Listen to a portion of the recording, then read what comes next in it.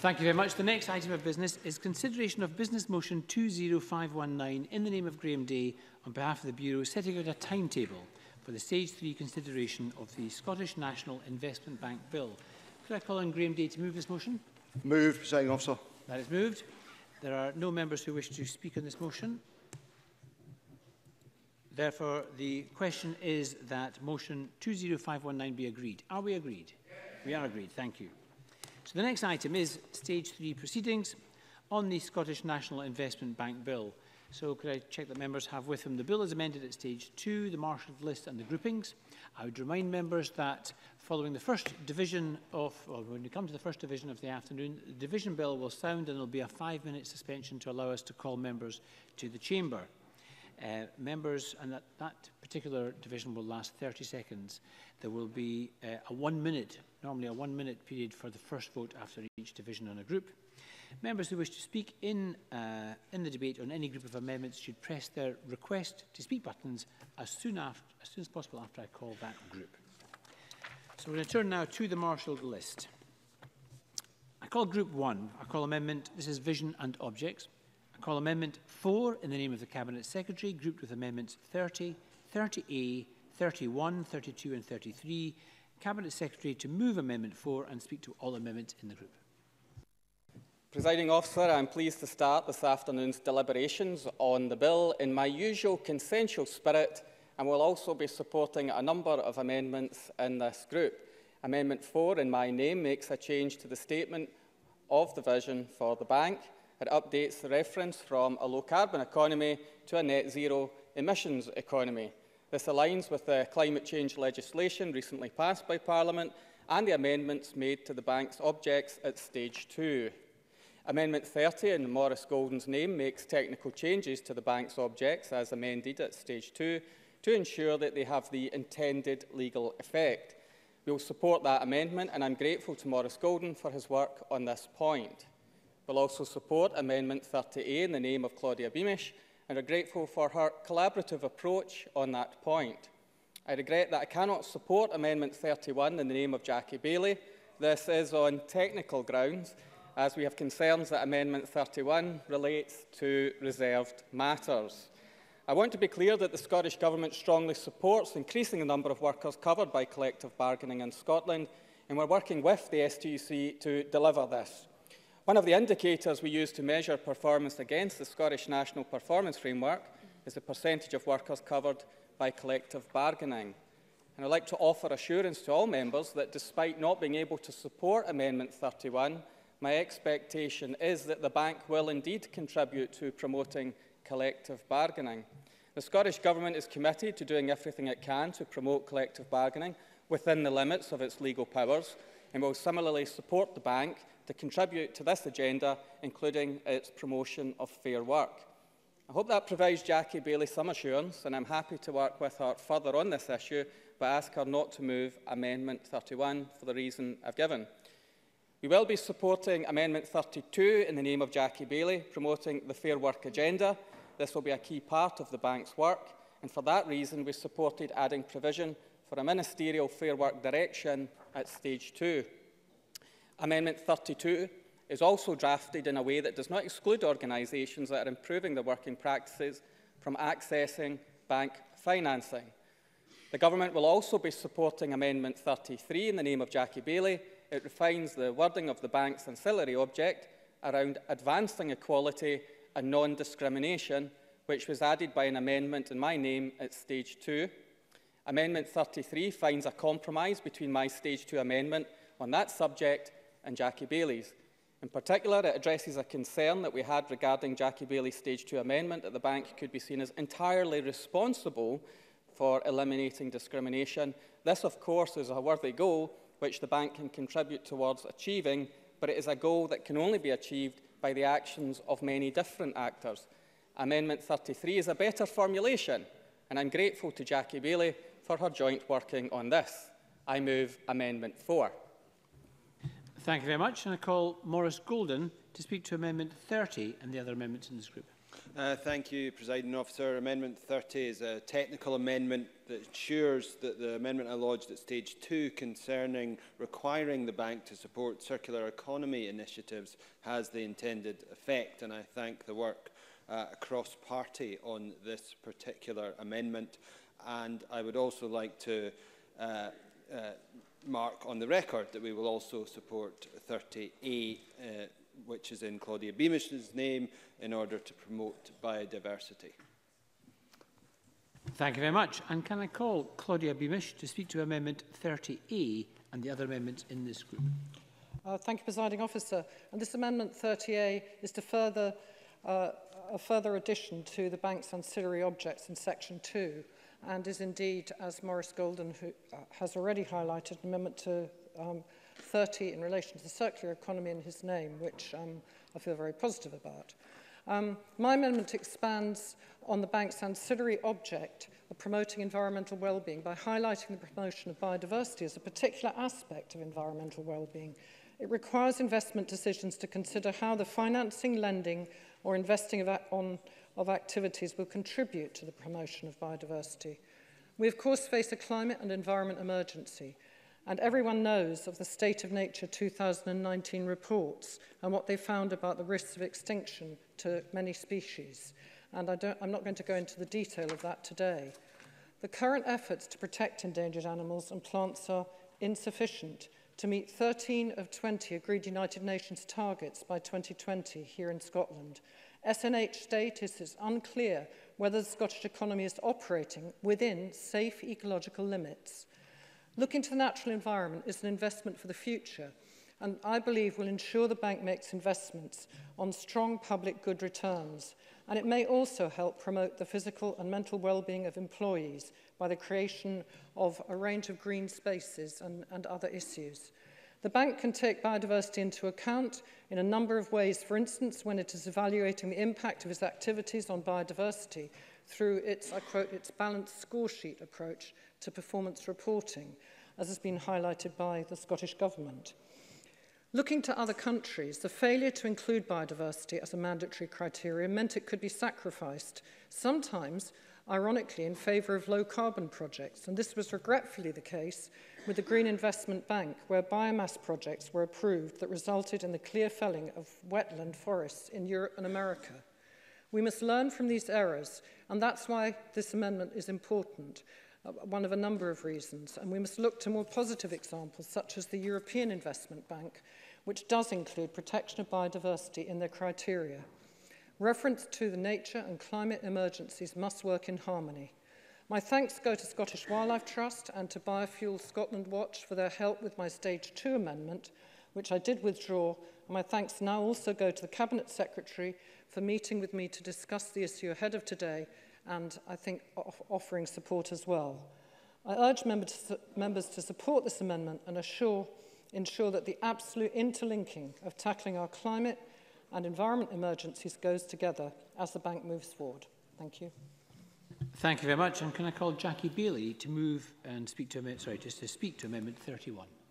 Thank you very much, Presiding Officer. I'm pleased to speak to Amendments 31, 32 and 33 in my name. Amendment 31 would require the bank to ensure that their investment decisions promoted collective bargaining. We know that collective bargaining contributes towards delivering a fairer economy for the workers of Scotland. In the Scottish Government's own Fair Work Action Plan, they've made a clear commitment to promote collective bargaining. Let me quote from the document. Support union access to workplaces, encourage adherence to existing arrangements and support the development of new collective agreements as an integral part of Fair Work First. I fully support that approach. Indeed, in the programme for government, we see a commitment to working with the Scottish Trade Union Congress to increase the number of workers covered by collective bargaining. So I was assuming that I was pushing at an open door. How disappointing that this wasn't the case. And I can't help but observe that if the Scottish Government is truly committed to promoting collective bargaining and increasing the number of workers covered by it, as they say they are, then they should have put their money where their mouth is and supported this amendment. Otherwise, the danger is the commitment becomes meaningless. Now, I'm not sure that the Cabinet Secretary is right about rejecting Amendment 31 on technical grounds, but in the interests of consensus, I will live to fight another day, and I will take up his invitation alongside the STUC to ensure that the bank does promote collective bargaining in the future. Amendment 32 covers fair work and payment of the living wage. The Scottish Government rightly talks about making Scotland a living wage and fair work nation, and I completely agree with that ambition. A mark of how serious we are will be measured in whether we commit today to the living wage and fair work on the face of this bill. The Cabinet Secretary knows all too well about 470,000 people in Scotland are earning less than the living wage.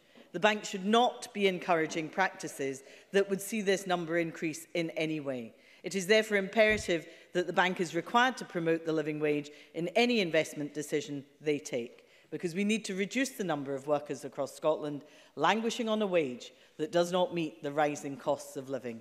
And finally, Presiding Officer, Amendment 33 requires the bank to promote the advancement of equality in their investment decisions. After some toing and froing at stage 2, I'm glad that the Cabinet Secretary has seen the light and come to a positive compromise that will ensure that the bank will make a substantial contribution towards equality.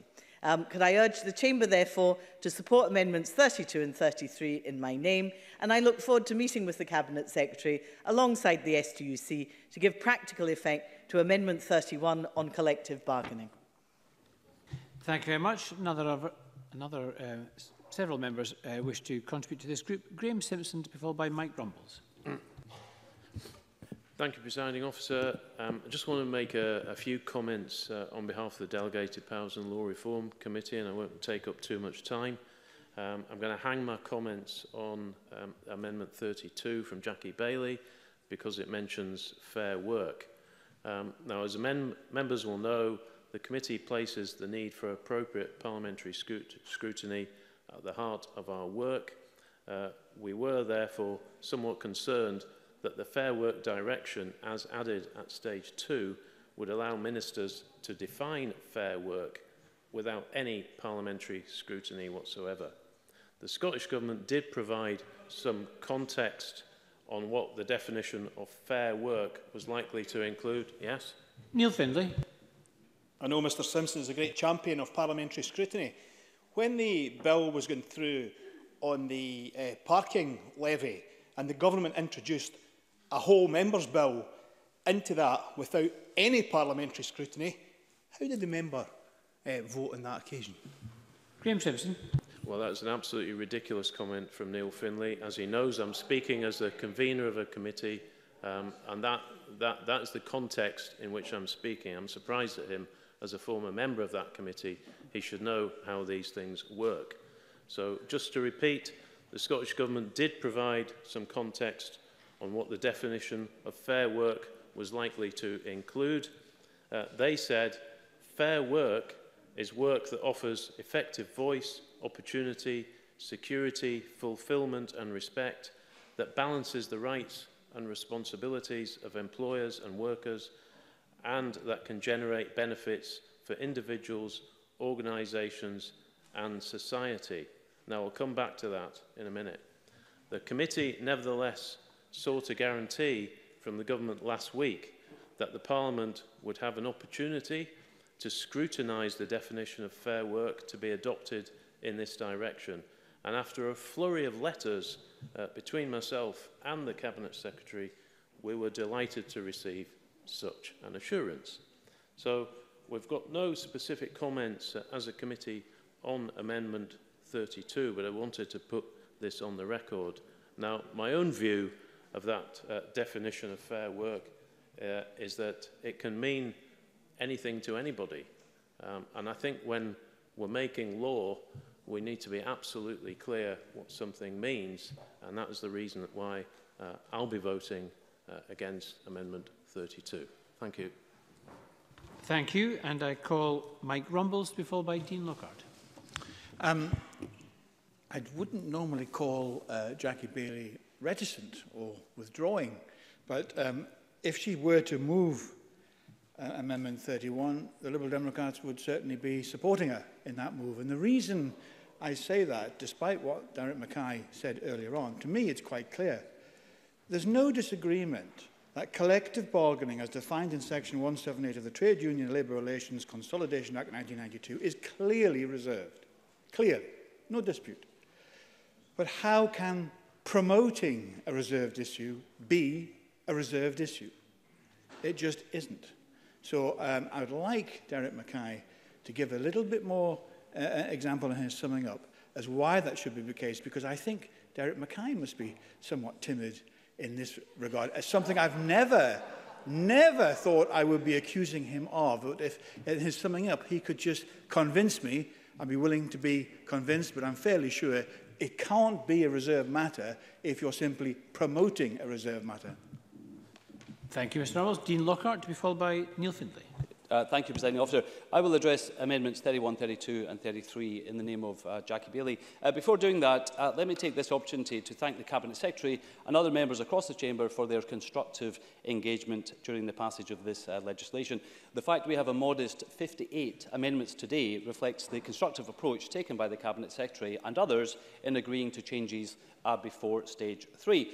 With respect to Amendments 31 and 32, I do share the objectives of Jackie Bailey in supporting businesses which promote fair work, the living wage and collective bargaining. However, imposing these requirements on the face of legislation as part of the bank's object would potentially prevent the bank investing in companies which aspire to become fair work and living wage employers, but who requires the bank's support in the first place to achieve these objectives. It will be important that the bank, like the Scottish Investment Bank currently does, is able to freely invest in companies looking to make this transition to the fair work and the living wage agenda.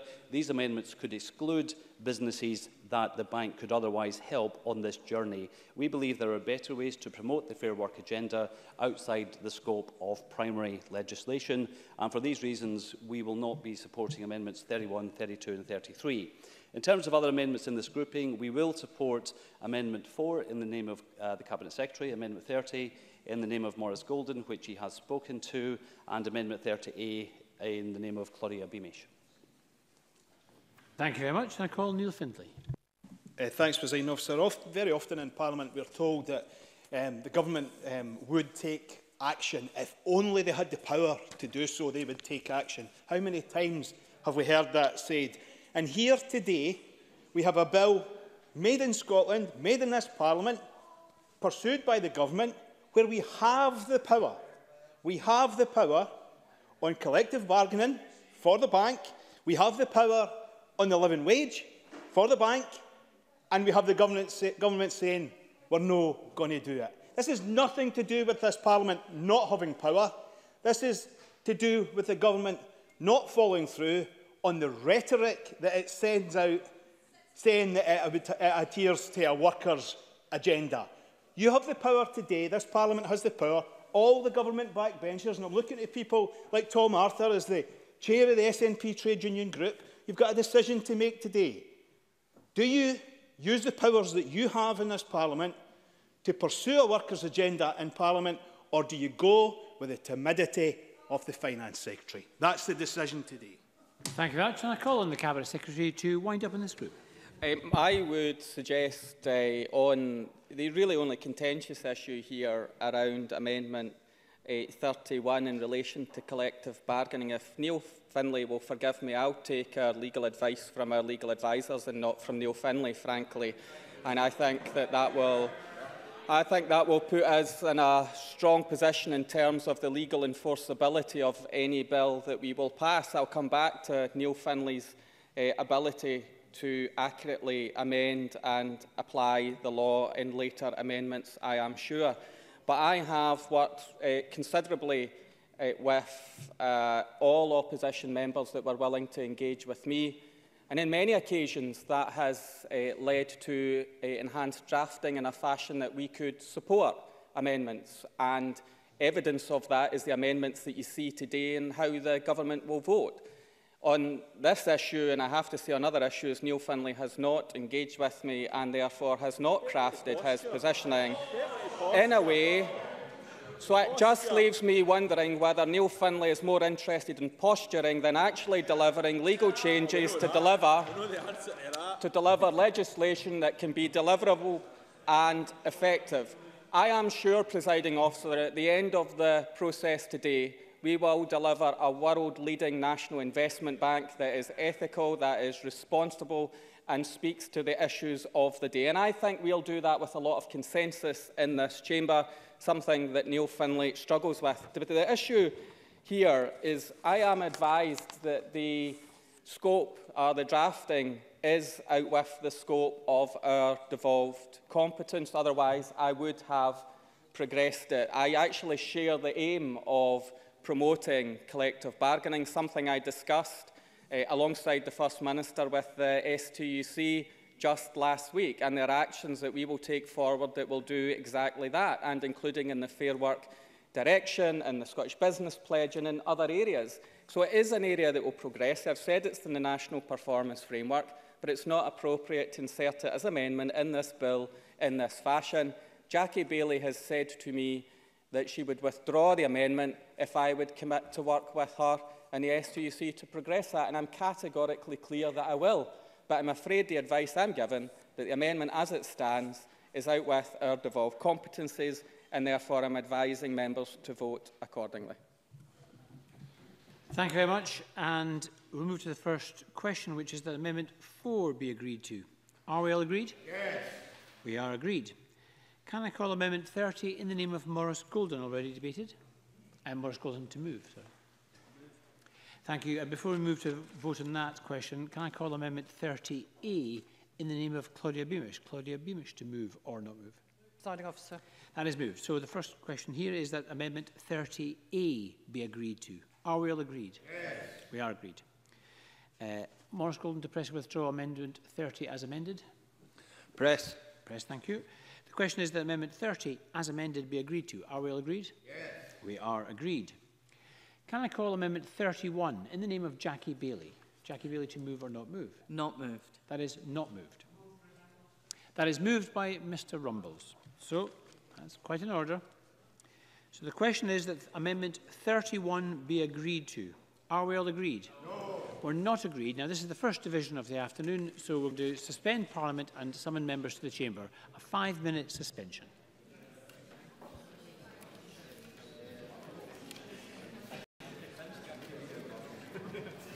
You should have known better.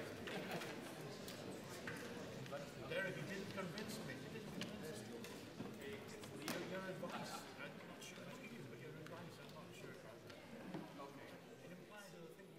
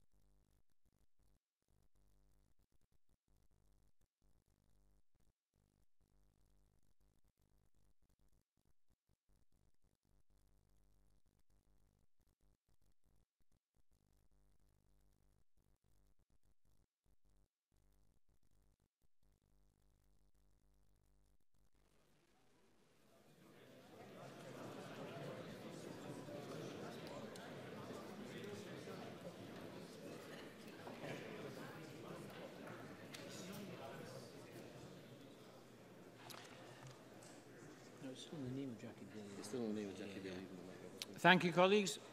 We'll now move to a vote. We'll move to a division on Amendment 31 in the name of Jackie Bailey, and members may cast their votes now. This will be a 30-second division on Amendment 31.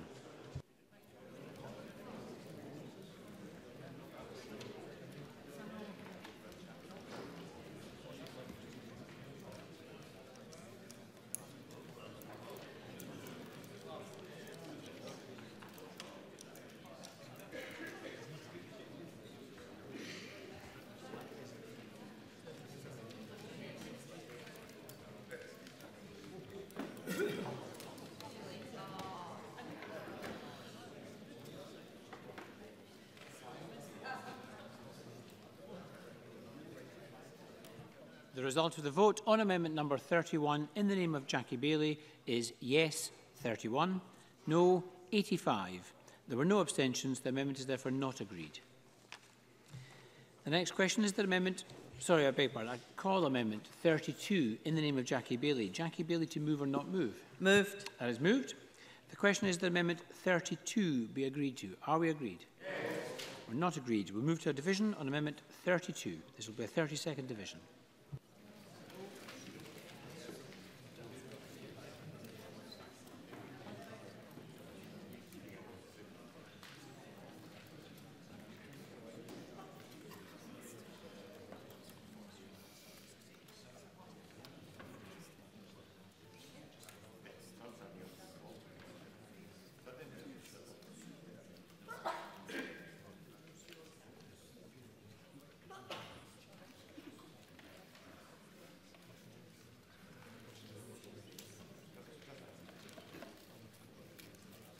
The result of the vote on amendment number 32 in the name of Jackie Bailey is yes 91, no 26. There were no abstentions. The amendment is therefore agreed.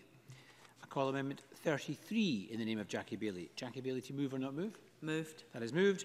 The question is that amendment 33 be agreed to. Are we agreed? Yes. We're not agreed. We'll move to a division on amendment 33.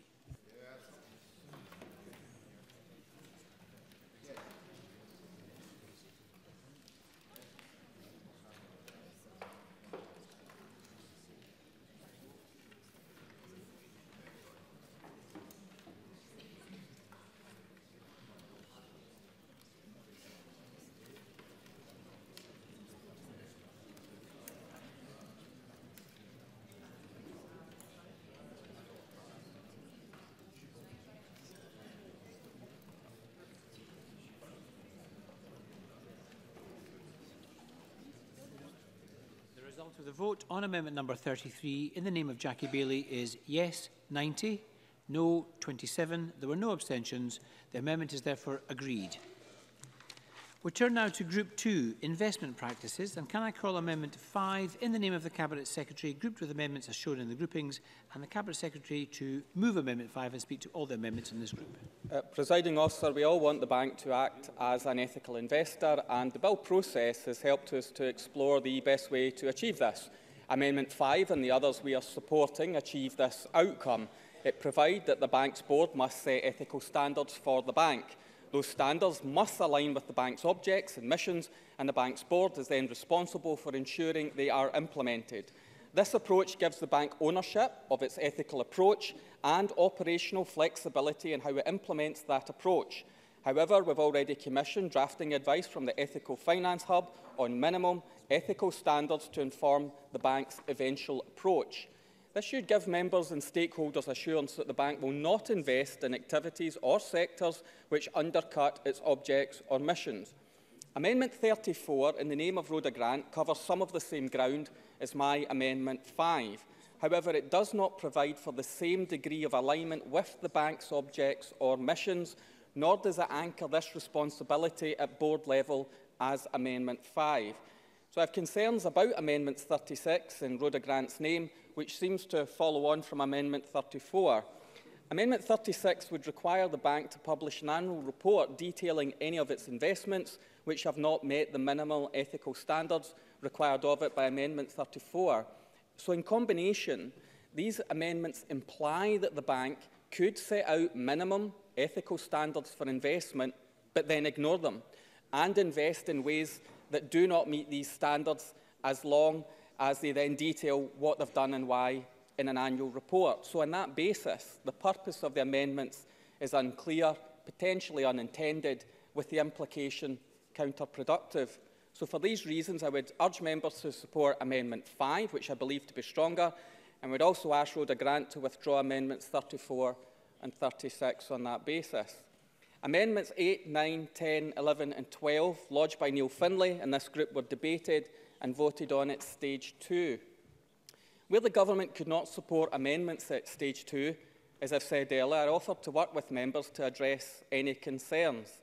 Neil Findlay hasn't taken up this offer, and his amendments are identical to Stage 2, and therefore I'll briefly restate the reasons why the Scottish Government is opposed to these amendments. Amendment 8 seeks to prohibit the bank from supporting any company which has entered into tax avoidance arrangement or carried out tax evasion. I set out at Stage 2 that tax evasion is an illegal activity and that the bank will not engage with organisations that evade tax. In cases where a company commits tax evasion after it has received investment from the bank, standard contractual arrangements allow the money to be recouped. In terms of tax avoidance, as our record shows, this is an issue that the Government takes extremely seriously. Amendment 8, however, is impractical and risks disproportionately impacting upon SMEs that are seeking finance from the bank. It would require the bank to conduct extensive due diligence into the tax affairs of every company that it considers investing in, when due diligence costs are usually borne by the company seeking investment. Amendment 9 seeks to prevent the bank from investing in companies that do not pay the living wage. However, the living wage as defined in the Procurement Reform Scotland Act 2014 is not the same as the real living wage. And I believe that we should also support businesses that are working towards paying their staff the living wage rather than exclude them. The Fair Work Direction that we'll set for the bank can address this issue in a flexible way and is therefore a better approach. Amendment 10 would prohibit the bank from investing in companies which make use of zero-hours contracts. Now, this Government opposes the inappropriate use of zero-hours contracts, and we're developing our Fair Work First policy and are engaging with key stakeholders, including the STUC, on this. And there is a genuine debate about how these contracts can benefit both the employer and the worker. Amendment 10, however, assumes that all zero-hours contracts are exploitative and is therefore too blunt and inflexible. Amendment 11 would also restrict the bank from giving finance to a company in contract with an umbrella company. This makes the error of judging a company by its structure rather than its conduct.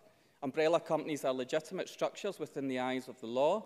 There may be some companies which act inappropriately in this respect, but it is unfair to paint all umbrella companies with the same broad strokes. This amendment would likely be highly restrictive. An umbrella company structure, for example, is frequently used in management buyouts, and the bank may wish to make investments to facilitate management buyouts. Amendment 12 concerns trade union recognition. The Scottish Government is committed to increasing workforce engagement and furthering collective bargaining, but the approach in Amendment 12 is similarly blunt to the other amendments lodged by Neil Findlay. It is the intention of this amendment to restrict support to companies where their workforce is actually big enough to be eligible for trade union recognition. Even if that's not intended, that may well be the practical effect. Further, it could also preclude investments in companies where workers hadn't sought trade union recognition and therefore a company hadn't even refused. So collectively, the amendments in the name of Neil Findlay risk too many unintended consequences. I would also say to members that we've tried to address the shared objectives behind these amendments by supporting amendments elsewhere and supporting the requirement for the Fair Work Direction to be issued to the bank. So I would urge members to reject Amendments 8, 9, 10, 11 and 12. Amendment 1 is similar to an amendment lodged, but then withdrawn at Stage 2 by Jackie Baillie, but it is a helpful redrafting and I'm therefore happy to support it, and I move Amendment 5. Thank you very much. Cabinet Secretary, can I call on Rhoda Grant to speak to Amendment 34 and the other amendments in this group? Thank you, Presiding Officer. I want to speak to Amendment 34 and 36 in my name and the other amendments in the group. A publicly owned Scottish National Investment Bank must maintain the highest ethical standards. The banks in the past have failed to do this, and that's why we must ensure that the Scottish National Investment Bank does it. We need to ensure commitment to minimum ethical standards from the very outset.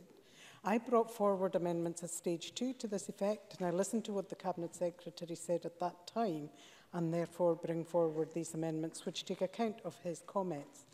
Amendment 34 ensures that the bank, through their articles of associations, must draw up an ethical standards framework outlining their minimum ethical standards, and this will be open to scrutiny by the Parliament. The Cabinet Secretary stated at stage 2 that the bank must develop and take ownership of its own ethical stance, and this amendment allows for that. However, like any other aspect of a publicly owned company, it must be open to scrutiny, and this scrutiny is missing from the Government's Amendment 5, and therefore I believe my amendment is better than the Government's and therefore should be supported. Amendment 36 foresees that there may be times when the bank's investments do not meet their ethical criteria, and this amendment allows that the bank must explain their reasoning and what steps they will take to remedy any damage caused. It also allows scrutiny of these decisions and holding the bank to account. I also support the amendments in the names of my colleagues Jackie Bailey and Neil Finlay, also in this group. It is important that a publicly owned bank investing public money should also adhere to the highest standards, and these amendments will ensure that it does just that. Thank you very much. And I call on Neil Findlay to speak to Amendment 8 and the other amendments in this group. Thanks, Presiding Officer. And I declare an interest as Chair of the Public and Commercial Services Union Parliamentary Group and as a member of Unite the Union. Let me, at the beginning, say to the Cabinet Secretary on the issue of engagement, he made no effort whatsoever to come and engage with me on any of these issues. So that's entirely the same valid point that the Minister makes. And that's enough, please. And of course, also in relation to the drafting of legislation, we also take advice from the Parliament on the drafting of legislation, and we get advice whether it's competent or not also. So we don't just take what the Minister says. Amendment 8 is about the ethical standards the bank operates to in relation to tax avoidance and evasion, the definition of which is in the Section 63 of the Revenue Scotland and Taxpayers Act 2014. In the committee, I highlighted the case of Amazon, a company that paid more tax to Fife Council in the form of rates than it did to the Treasury in the form of corporation tax. That is simply wrong. The investment bank should not be lending to companies that are engaged in such activities. It should be encouraging good corporate governance and corporate responsibility, which includes paying the taxes that are owed. The bank should not be lending to tax evaders or avoiders, and we should make that clear and upfront and set the tone for the ethical approach to lending that the bank will adhere to. In committee, the Cabinet Secretary claimed this approach would place financial burdens on small and medium-sized businesses seeking investment, and I believe this is a complete red herring. If this approach to lending was made clear from the outset, then companies would soon realise that if they are involved in such avoidance or evasion practices, then they need not apply, as these will be exposed when they attempt to seek lending. Amendment 9, the bank will play an important role in the Scottish economy through its lending policy. It will be able to exert leverage over those applying for financial support. It can do this by driving the Fair Work agenda that enshrines both rights and responsibilities. It should do so by deliberately and positively prioritising lending to companies that pay the minimum of the real living wage to their employees, and make it clear that it will refuse to lend to enterprises that don't pay the real living wage. The Scottish Government talks a good game about its Fair Work agenda and regularly claims, as I said earlier, that it doesn't have the powers to embed these issues in legislation. Well, today we do. Today we can take action to advance the living wage, and members have the opportunity to do so by voting for Amendment 9. On Amendment 10, the aim is to amend the legislation to ensure the bank does not lend to companies that employ people in precarious contracts and deny them their rights. Amendment 11, the bank should not be lending to companies that use payroll or umbrella companies that are set up to deliberately rip off workers and the taxpayers. And we know about the practices of umbrella companies, particularly in the construction industry. They are a scam, and the Scottish Investment Bank should not be funding and encouraging this scam. It should also not be lending to companies that fail to recognise trade unions, which we know are best placed to guarantee the rights of workers. And we know that unionised workplaces are safer, have better pay and more stable workforces, better staff retention, fairer working conditions. On Amendment 12, the Scottish Government's Fair Work Action Plan states that it will, and I quote, continue to support strong trade unions, promote collective bargaining, promote fair work in the collaborative economy, and it will extend the fair work criteria to every type of grant, funding stream and business support budget open to us. That is the quote. So here is a great opportunity to do just that. Here is a funding stream. Here is a business support budget that is money given to a public sector bank. So are we today to see the government show that it's willing to take action to support its rhetoric? This is a tremendous opportunity to use the levers of government to promote strong trade unions, collective bargaining and extend fair work criteria to grants and business support.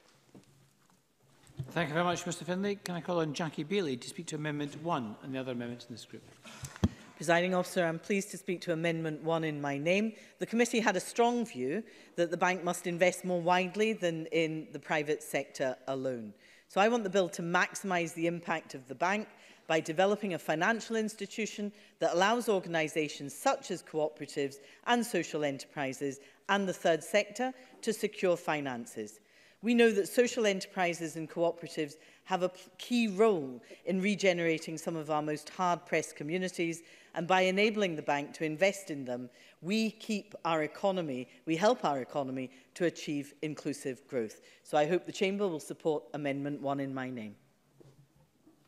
Thank you very much. And can I call Claudia Beamish to be followed by Dean Lockhart? Claudia Beamish. Thank you, Presiding Officer.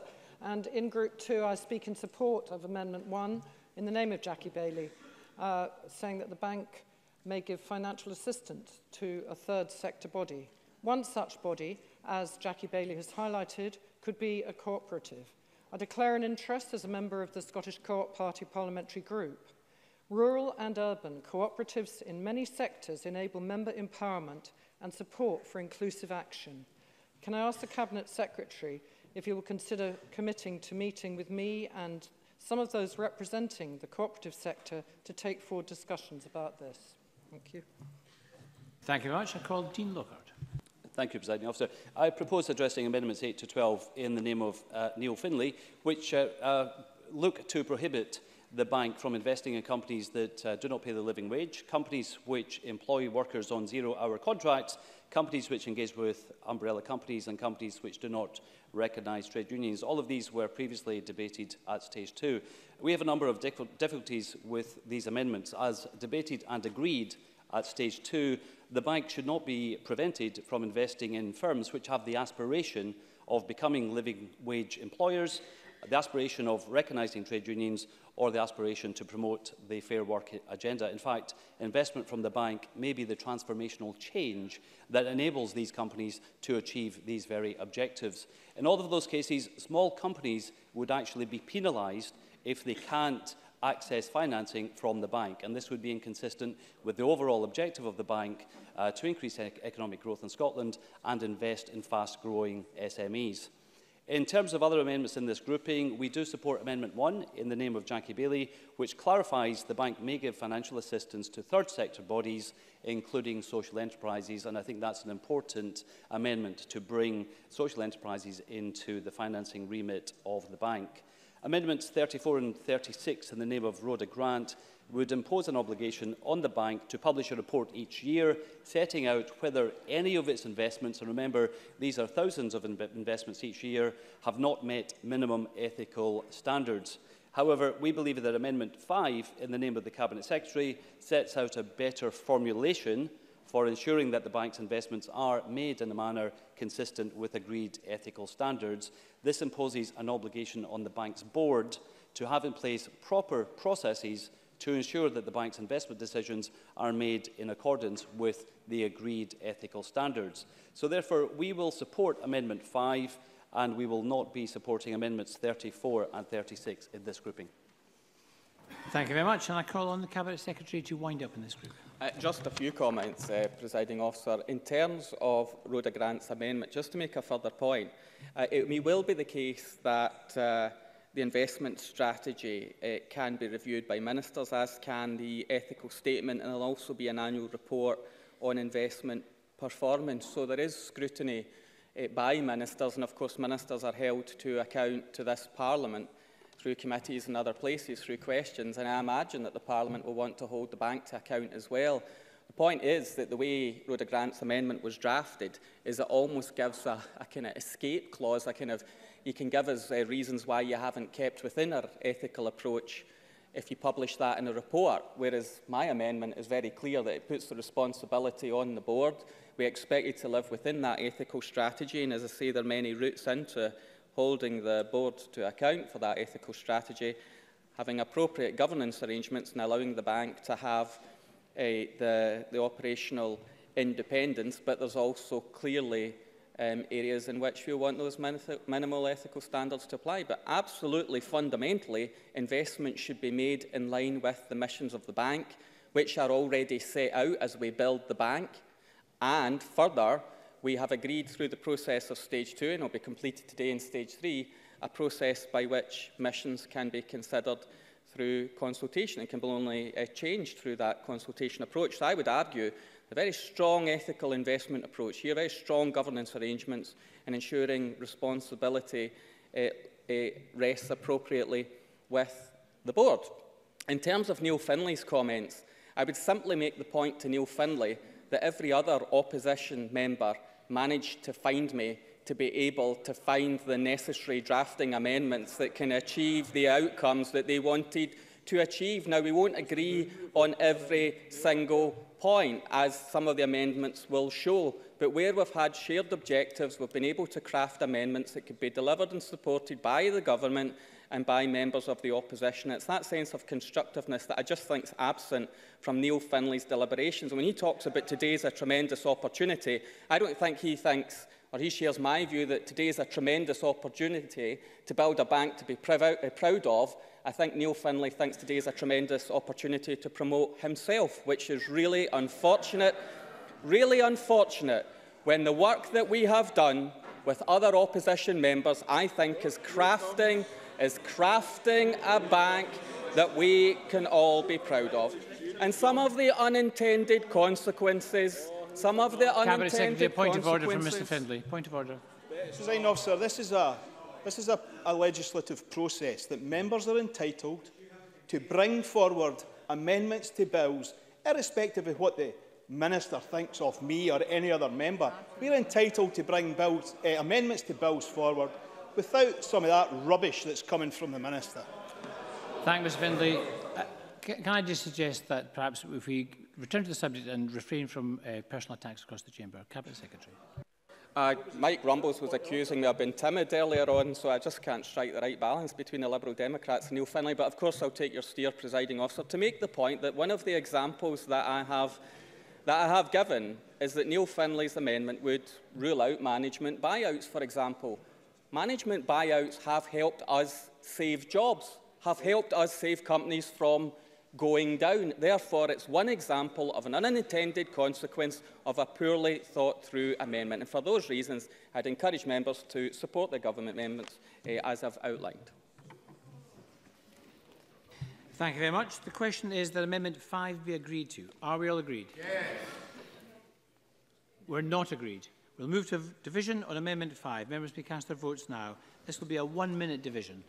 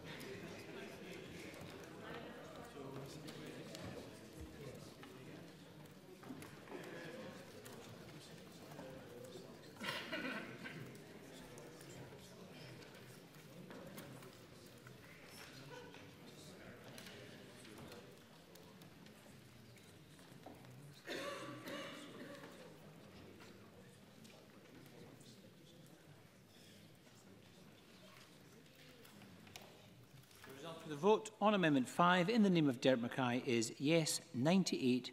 There were no votes against and there were 20 abstentions. The amendment is therefore agreed.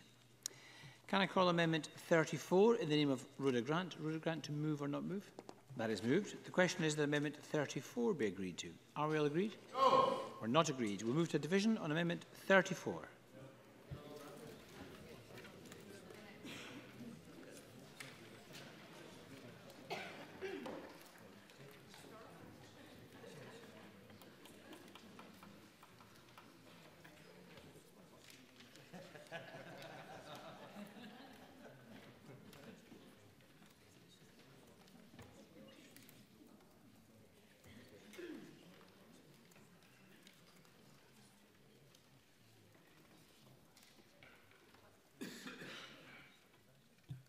The result of the vote on amendment number 34 in the name of Rhoda Grant is yes 31, no 87. There were no abstentions.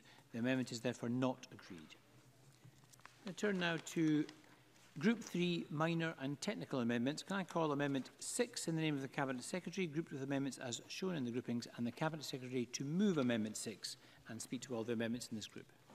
The amendments in this group are minor technical ones. Amendment 6 and 7 fix some of the language of the balanced scorecard provision that added at stage 2. Amendments 16 through to 19 make fixes to the advisory group section that was also added at stage 2. In particular, Amendment 16 adjusts the section to reflect the ongoing nature of the advisory group, and Amendment 17 links the group's remit to the bank's objects as set out in section 2 of the bill.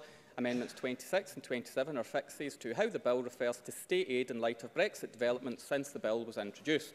They require the government financing of the bank to be done in accordance with whatever state aid regime emerges to replace the EU's, and I ask members to support these technical amendments, and I move Amendment 6.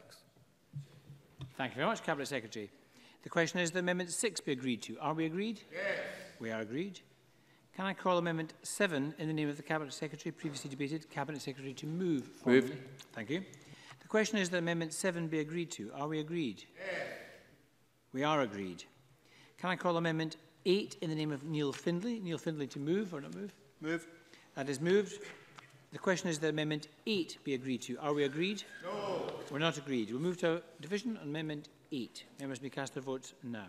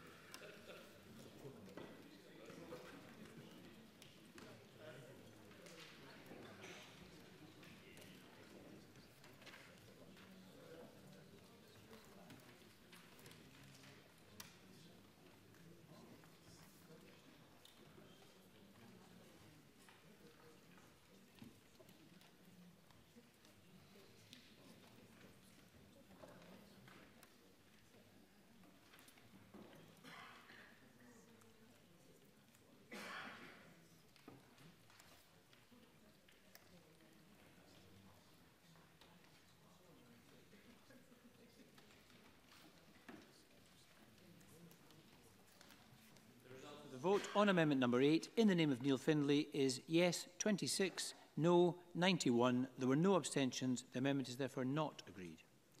Can I call Amendment 9 in the name of Neil Findlay? Neil Findlay to move? That is moved. The question is that Amendment 9 be agreed to. Are we agreed? No. We're not agreed. We'll move to a vote on Amendment 9. Members may vote now.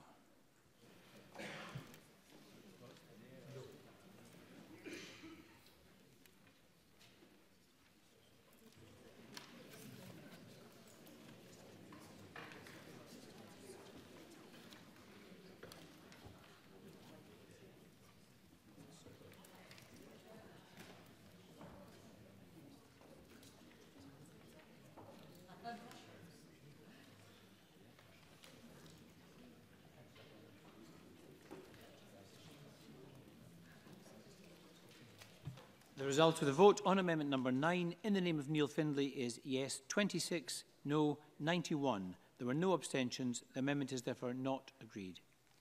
Can I call Amendment 10, Neil Findlay, to move or not move? Move. That is moved. The question is that Amendment 10 be agreed to. Are we all agreed? No. We're not agreed. We'll move to a division on Amendment 10.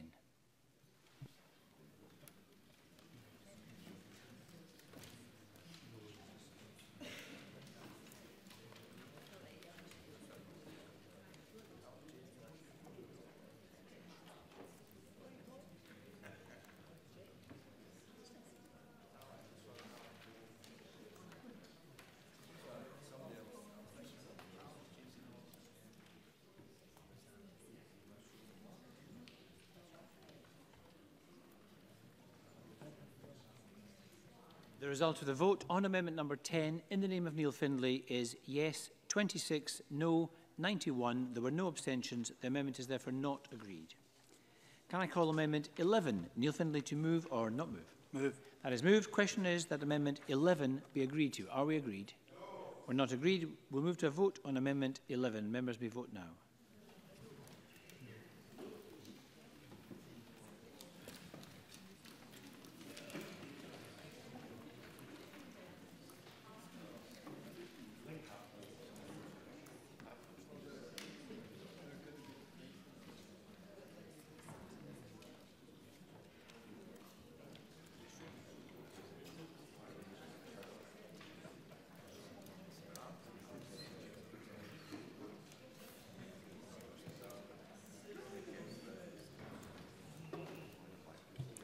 The result of the vote on amendment number 11 in the name of Neil Findlay is yes 20, no 97. There were no abstentions. The amendment is therefore not agreed. Can I call amendment 12 in the name of Neil Findlay? Neil Findlay to move? Move. That's moved. The question is that amendment 12 be agreed to. Are we agreed? No. We're not agreed. We'll move to a division on amendment 12.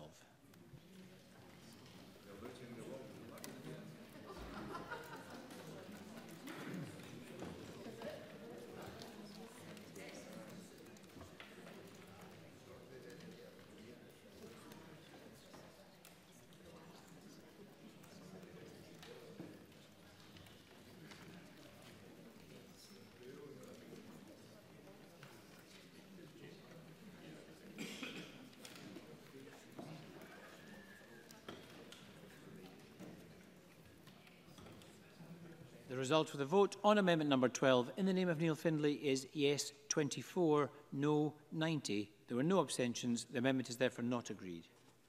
Can I call amendment 1 in the name of Jackie Bailey? Jackie Bailey to move or not move? Moved. That is moved. The question is that amendment 1 be agreed to. Are we all agreed? Yes. We are agreed. We're going to turn now to Group 4 on directors and staff of the bank.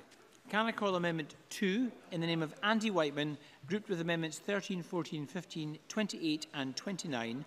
Andy Whiteman to move amendment 2 and speak to all the amendments in this group. Thank you, Presiding Officer. I move amendment 2.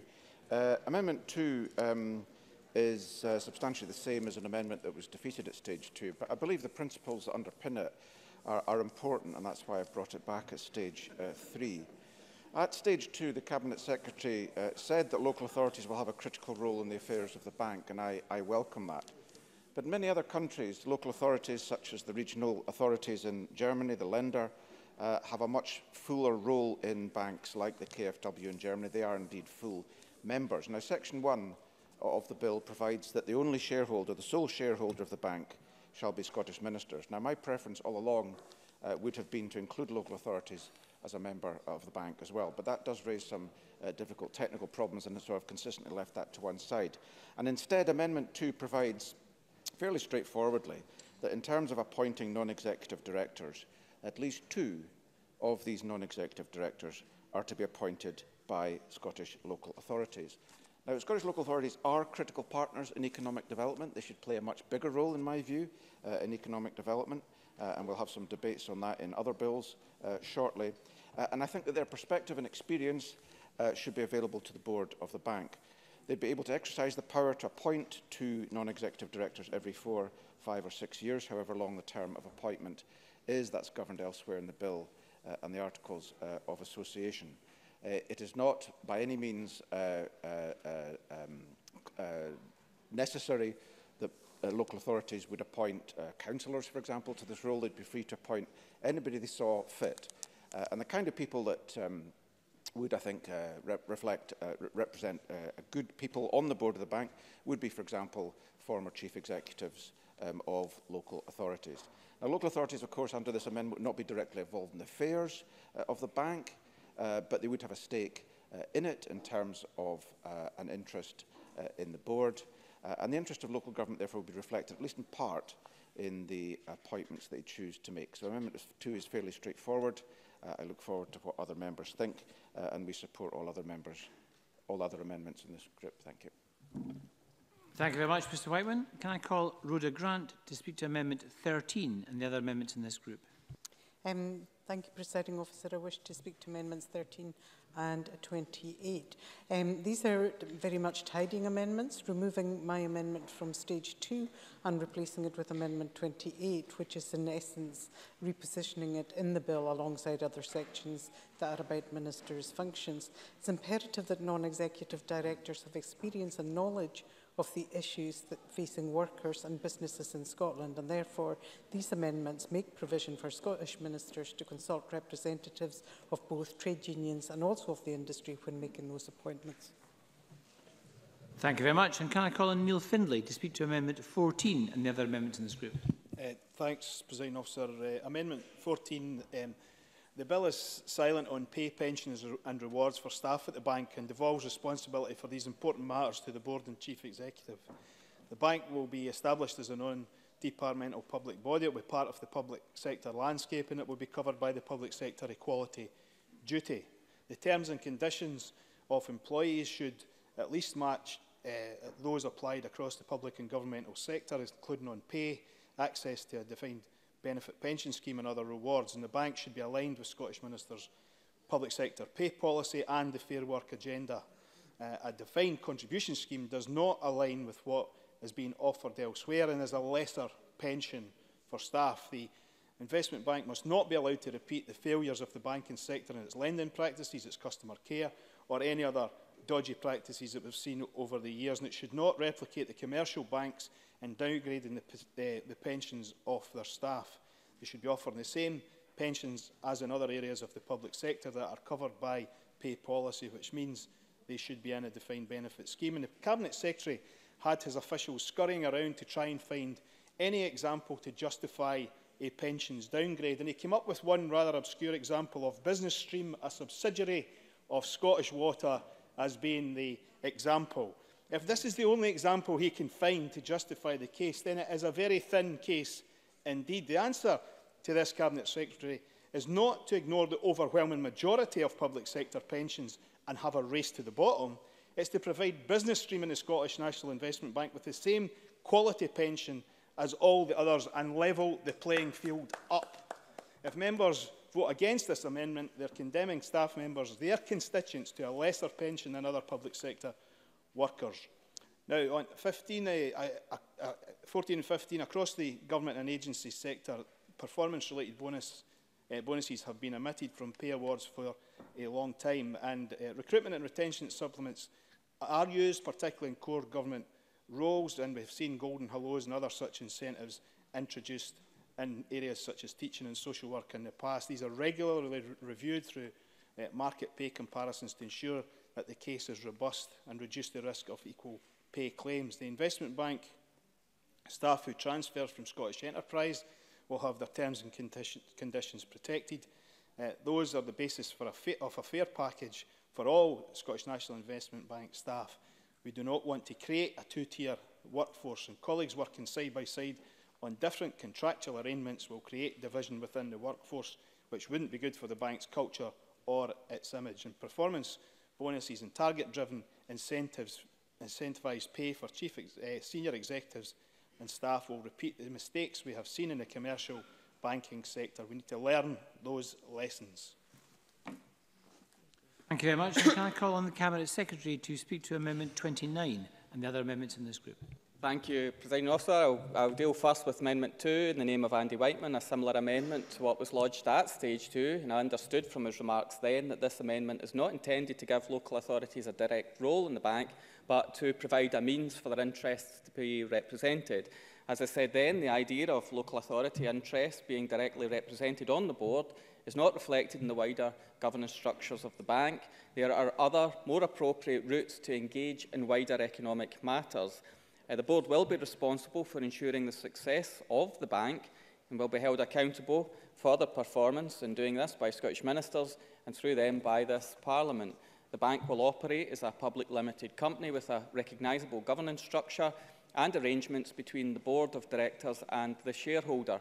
I therefore cannot support Amendment 2. I do support Amendments 13 and 28 in the name of Rhoda Grant.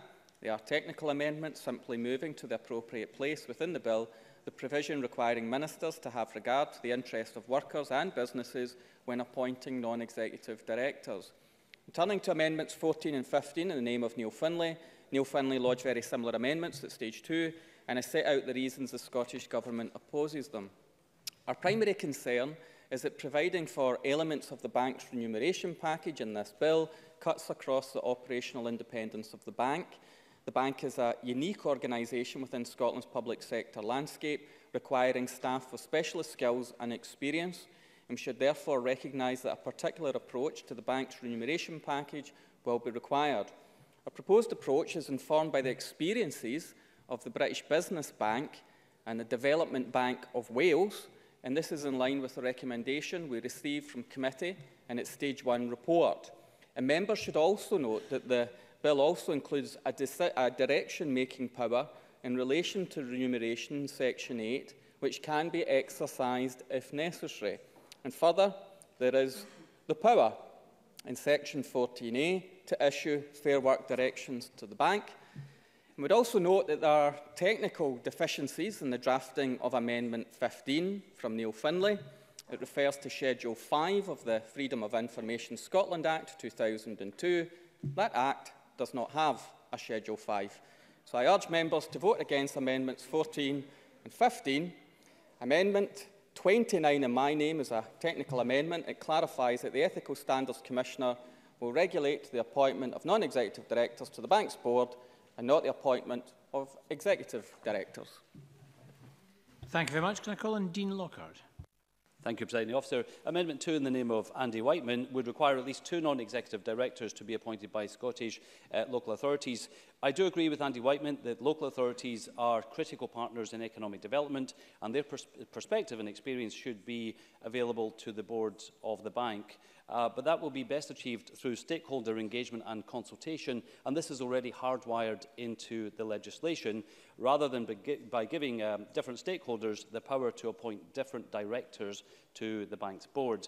Having 2 directors appointed by local authorities would risk confusing the bank's governance structure, confuse the accountability of the different board of directors, and undermine the capacity of the executive to hold the entire board to account for its performance. Under Scottish law, directors of a publicly limited company have a direct fiduciary duty to act in the best interest of shareholders, and that would cut across any acting in the interest of the local authority appointing the directors. Amendment 15 in the name of Neil Findlay would require the remuneration policy of the bank to be hardwired into the face of the legislation. This would impair the operational independence of the bank to design a proper remuneration structure which is appropriate for a financial services institution which is also a public body, and one which is able to attract the right people to make the bank, and more importantly, its investments a success. We favour the approach agreed by the Economy Committee during earlier stages of the legislation, and that's to benchmark the bank's remuneration policy against similar structures used by the British Business Bank and the Development Bank of Wales in order to arrive at a package that is competitive but not excessive. As I said, that's in line with the recommendation made by the Economy Committee at Stage 1 on the basis of a wide array of evidence that it heard from stakeholders. So for these reasons, we cannot support Amendments 2 and 15. For other amendments in this grouping, we will be supporting Amendments 28 and 29. Thank you very much. And can I call on Andy Whiteman to wind up in this group? Thank you very much, Presiding Officer. Dean Lockhart said that by passing this amendment, one would confuse the governance and the accountability of the bank, and he referenced the fact that under existing law, directors have a fiduciary duty towards shareholders, and that's correct. And thus my amendment, he argues, would cut across that. Well, precisely because they have a fiduciary duty to shareholders, it wouldn't cut across that. Regardless of who appoints non-executive directors, their duty under the law would be to have a fiduciary duty to the shareholders, which is Scottish ministers. So that's a non-argument, and it was the argument presented by the Cabinet Secretary earlier against this. They would have a duty, regardless, as I say, of who appointed them. They'd have a duty to discharge their duties in accordance with the Articles and Memorandum of Association and in the interest of the shareholder Scottish ministers. And nothing here would affect that. So I'm disappointed in that response, but I'm not surprised. Thank you. Thank you. So the question is that Amendment 2 be agreed. Are we agreed? We're not agreed. We'll move to division. On Amendment 2, this will be a 1-minute division.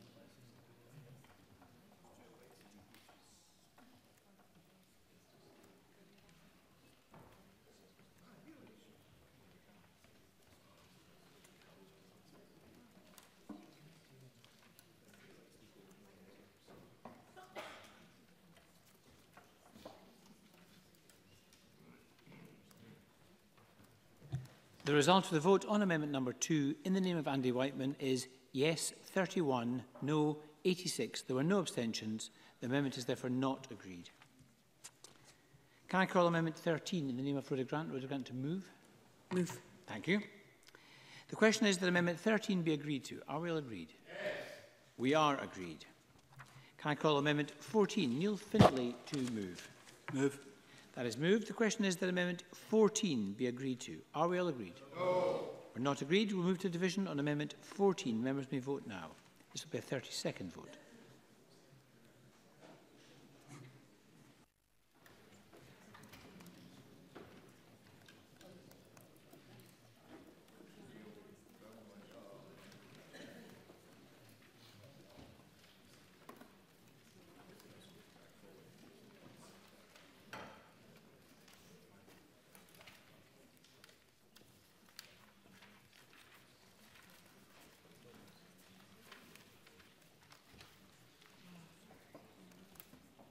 The result of the vote on Amendment number 14 in the name of Neil Findlay is yes 26, no 91. There were no abstentions.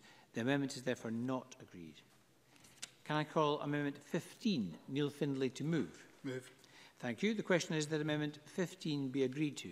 Are we all agreed? No. We're not agreed. We'll move to division on Amendment 15. Members may vote now.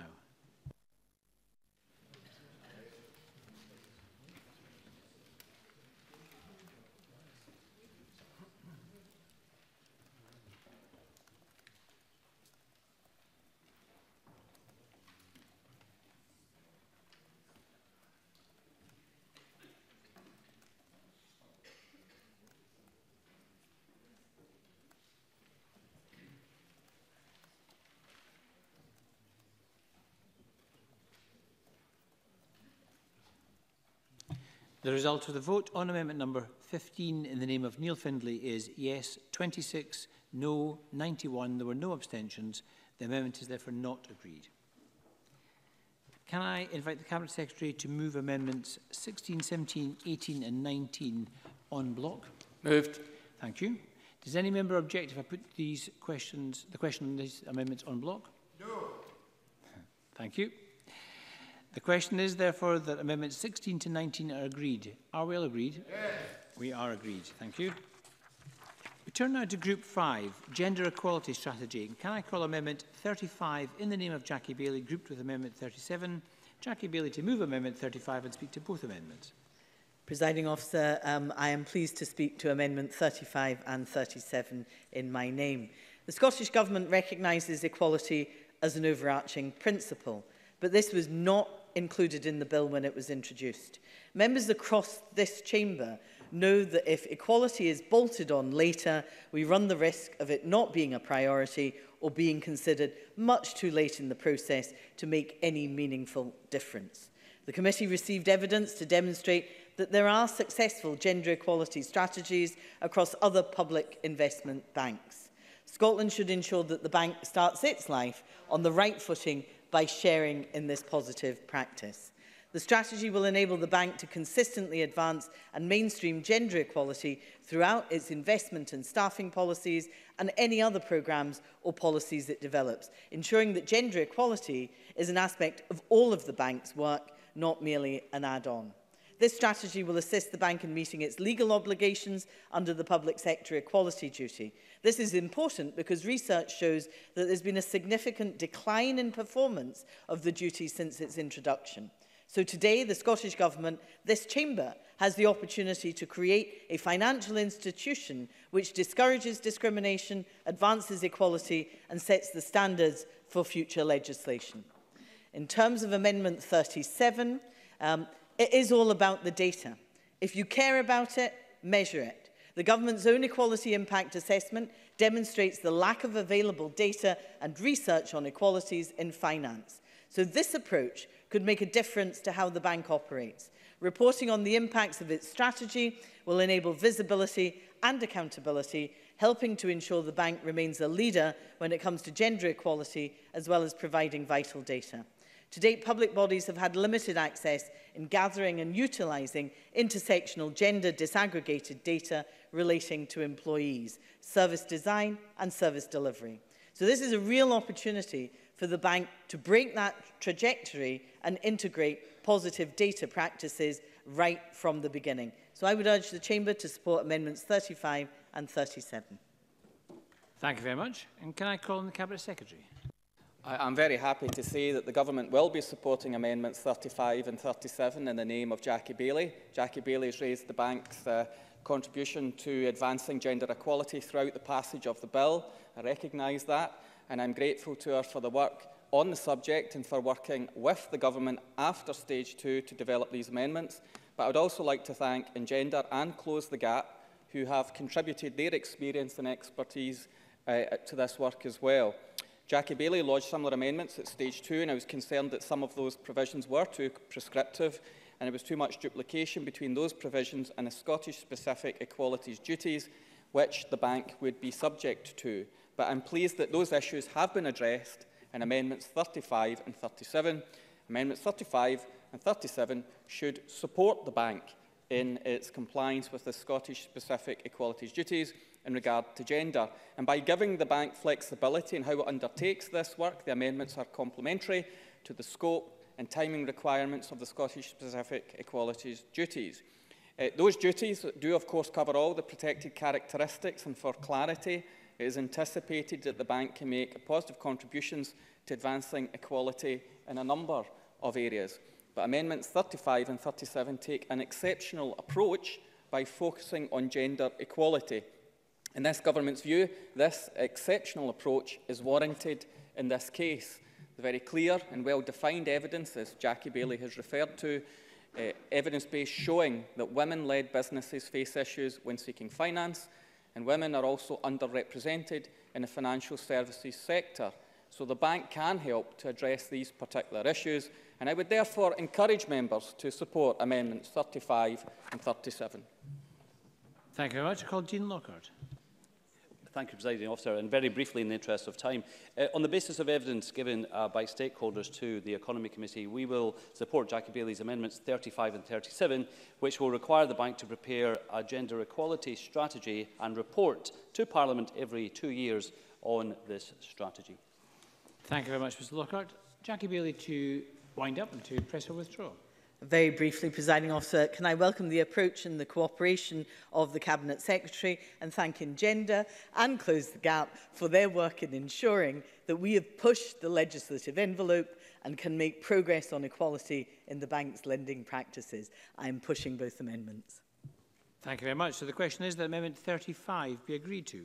Are we all agreed? Yes. We are agreed. We turn now to Group 6, Strategic Missions. Can I call Amendment 3 in the name of Andy Whiteman, grouped with amendments as shown in the groupings? Andy Whiteman to move Amendment 3 and speak to all the amendments in this group. Thank you very much, Presiding Officer. This again re-lodges an amendment in a slightly modified form, originally lodged at Stage 2. The concern of the committee was that missions to be set by ministers were not subject to a great deal of scrutiny. And so, first of all, I welcome the Cabinet Secretary's amendments in relationship to strategic missions. As set out in the draft bill, they were not subject to any scrutiny, but the Cabinet Secretary's amendments at Stage 3 here rectify that and provide, I think, an appropriate balance between the interests of Scottish ministers as shareholders and the interests of Scottish ministers in terms of their accountability to Parliament. Turning to my Amendment 3, this is a straightforward amendment that puts on the face of the bill the fact that there must be a strategic mission for the bank, stating that the bank is to undertake investments that will facilitate the transition to a net zero emissions economy. Now, we know that this is already Scottish Minister's intention, and that's fine, and obviously we welcome that.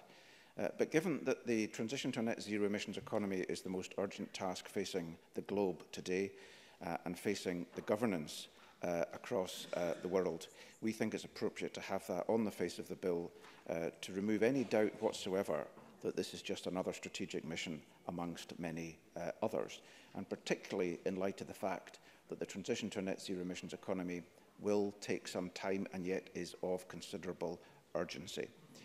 So I move Amendment 3, Presiding Officer. Thank you very much. And can I call on the Cabinet Secretary to speak to Amendment 20 and the other amendments in this group? Presiding Officer, I'll speak to Amendments 20 to 25, my own name, and Dean Lockhart's amendments to my amendments before turning to Andy Whiteman's Amendment 3.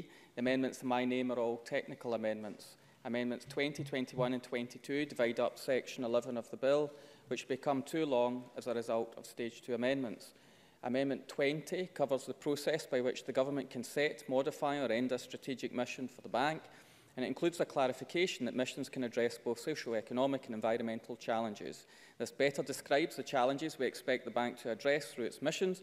Amendment 23 is a consequential on Amendment 20. Amendment 21 moves the consultation process for the setting, modifying and ending missions that was agreed at Stage 2 into a section of its own. It also puts beyond doubt, because lawyers like these things spelled out, that the consultation done before the bill receives royal assent counts as consultation. And this means that we can get the first missions in place in time for the bank being established. I'm sure that Dean Lockhart will explain in more detail his Amendments 21A and 21B, which are amendments to Amendment 21. These amendments address the issue I raised with Dean Lockhart's Stage 2 amendment, which risked effectively giving the bank's board a veto over the missions to be set for it. So Amendment 21A and 21B are therefore perfectly sensible, and I'm pleased to support them. Amendment 22 clarifies and moves into a section of its own the process which was agreed at Stage 2 for the bank's board to propose that a mission be set, modified or ended. Amendment 24 corrects a misplaced term in the bill from introduction. Amendment 25 concerns reviewing the bank's performance in relation to the National Performance Framework. It tidies up on a technical level an amendment to the bill at Stage 2 by Jackie Bailey. I agree that the bank's performance should be reviewed with reference to the National Performance Framework, and I'd like to thank Jackie Bailey once again for collaborating on this issue so that this is now best accounted for in the bill. Moving to Andy Whiteman's amendment, I appreciate the motivation behind Amendment 3, which provides for a mission regarding transition to a net zero emissions economy. However, I can't support it for the following reasons. As recommended by committee in its Stage 1 report, I intend that all of the proposed missions for the bank will be subject to consultation, and this is now set out in the bill. Andy Whiteman's inclusion of a mission in the bill would bypass this step. It would not afford Parliament or other stakeholders that opportunity. Amendment 3 is also likely to be, in effect, an inflexible provision. And I'd like to point out to Mr Whiteman that the language used in the implementation plan in 2018 is now quite outdated compared to the terms of the government's climate change targets now. It makes the point as to why it would be inappropriate to put it in the legislation. It's not inconceivable that further such changes may be required sooner than we might have anticipated. If this were to be the case, the government has provided for a meaningful consultation process so that this will be done in a transparent and robust way, while also retaining a greater degree of flexibility. The Scottish Government has already very clearly committed that supporting Scotland's just transition to net zero by 2045 will be the bank's primary mission. And that proposed mission has been informed by extensive stakeholder engagement. And in particular, it references a just transition, clarifying that transitioning to net zero should be done in a way which maximises economic and social opportunities, builds on Scotland's existing strengths, and mitigates arising societal risks, and that is not currently covered by Amendment 3. So for these reasons, I cannot support Amendment 3. Thank you very much, Cabinet Secretary. I call Dean Lockhart to speak to Amendment 21A and the other amendments in this group. Thank you, Presiding Officer. We welcome the Cabinet Secretary's Amendments 20 and 21, which will include a requirement to undertake a public consultation in relation to any change or modification to the strategic missions of the bank. Amendment 21A in my name requires that Scottish ministers, before making any change or modification to the missions, must first consult and seek to reach agreement with the bank's board on any changes or modifications.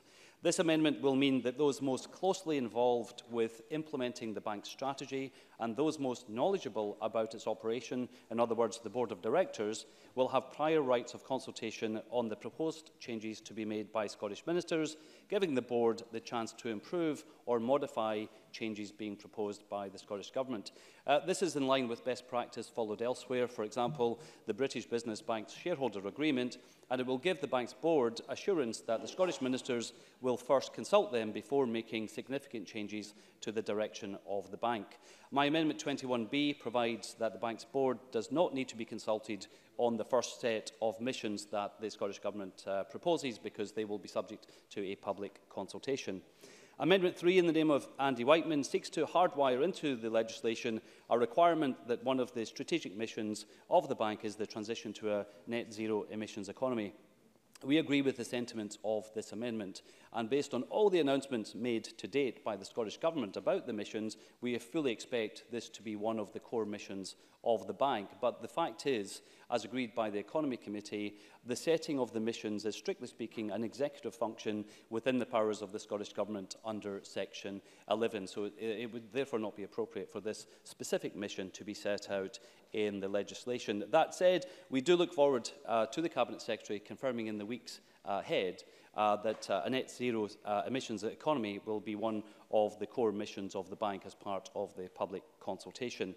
In relation to Amendment 22, in the name of the Cabinet Secretary, this is based on an amendment I submitted at Stage 2, which would allow the bank's Board of Directors to itself submit proposals to the Government to change the strategic missions of the bank. As the body most closely involved in implementing the strategy of the bank, it will be important that the Board will be able to make its own proposals to the Government to update or change the missions to take into account developments they see in the business, in the financial landscape, and in their implementation of the strategy. So for these reasons, we will be supporting Amendments 20 through to 25, but we will not be supporting Amendment 3 in Andy Whiteman's name. Thank you very much, Mr Lockhart. And I call on Andy Whiteman to wind up and to press and withdraw Amendment 3. I'll be pressing the amendment, Presiding Officer. The Cabinet Secretary argued that by putting this into the bill, it would preclude the opportunity for consultation. I don't think there's really any member of this Parliament who thinks that the strategic mission of the bank to facilitate the transition to a net zero emissions economy is in any way something that needs to be debated. Indeed, the Cabinet Secretary supported it, as did Dean Lockhart, and therefore the idea that it can't be subject to consultation, I think, is a bit ridiculous.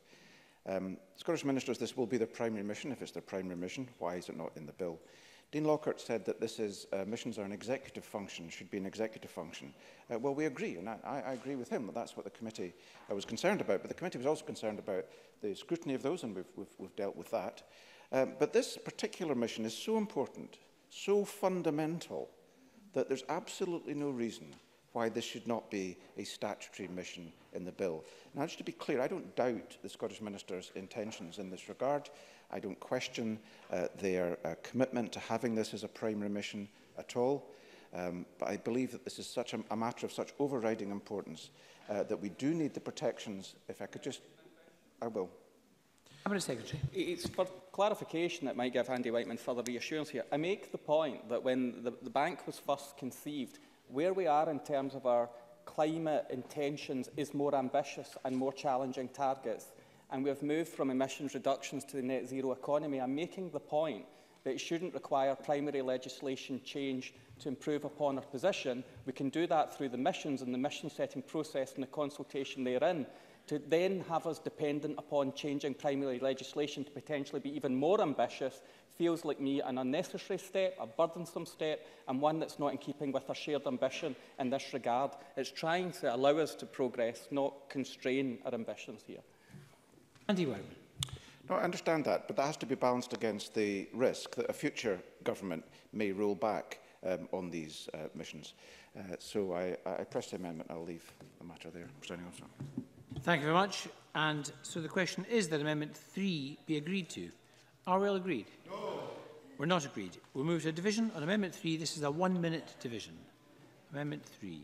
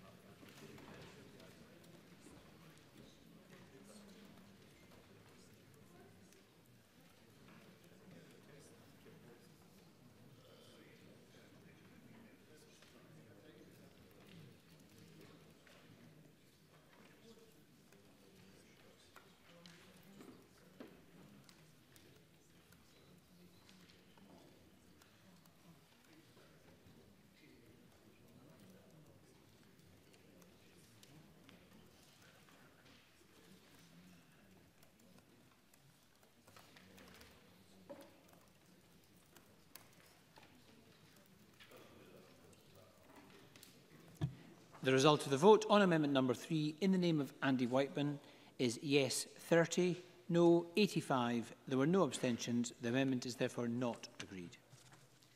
Can I call Amendment 20 in the name of the Cabinet Secretary? Cabinet Secretary to move. Moved. Thank you. The question is that Amendment 20 be agreed. Are we agreed? Yes. We are, thank you. Can I call Amendment 21 and Cabinet Secretary to move this amendment? Moved. Thank you. Before we come to the debate, the vote, sorry, can I call Amendment 21A in the name of Dean Lockhart? Dean Lockhart to move. Moved. That is moved. The question is that Amendment 21A be agreed to. Are we all agreed? Yes. We are agreed. Can I call Amendment 21B in the name of Dean Lockhart? Moved. Dean Lockhart to move. Thank you. The question is that Amendment 21B be agreed. Are we all agreed? Yes. Thank you. Cabinet Secretary to press or withdraw Amendment 21 as amended. Press. Pressed. So the question is that Amendment 21 as amended be agreed to. Are we all agreed? Yes. That is agreed. Can I call Amendment 22, Cabinet Secretary to move? Moved. Thank you. The question is that Amendment 22 be agreed to. Are we all agreed? Yes. We are agreed. Can I call Amendment 23, Cabinet Secretary to move? Moved. Thank you. The question is that Amendment 23 be agreed to. Are we all agreed? Yes. That is agreed. Can I call Amendment 36 in the name of Rhoda Grant? This was debated with Amendment 5. Rhoda Grant to move or not move? Not moved. That is not moved. I call Amendment 37 in the name of Jackie Bailey. This was also debated earlier. Jackie Bailey to move or not move? Moved. That is moved. The question is that Amendment 37 be agreed to. Are we all agreed? Yes. We are agreed. Can I call Amendment 24 in the name of the Cabinet Secretary? Cabinet Secretary to move. Moved. Thank you. The question is that Amendment 24 be agreed to. Are we all agreed? Yes. Thank you. Can I call Amendment 25 in the name of the Cabinet Secretary to move? Moved. Thank you. The question is that Amendment 25 be agreed to. Are we all agreed? Yes. We are agreed. So we're going to turn now to Group 7, Equal Pay Review. Can I call Amendment 38 in the name of Jackie Bailey in a group on its own, and Jackie Bailey to move and speak to Amendment 38. Presiding Officer, it's the last one, and I'm pleased to speak to Amendment 38 in my name. We're now in a new decade, yet the gender pay gap today is still as high as 5.6%. The only way employers can be sure that they're providing equal pay is to carry out an equal pay review.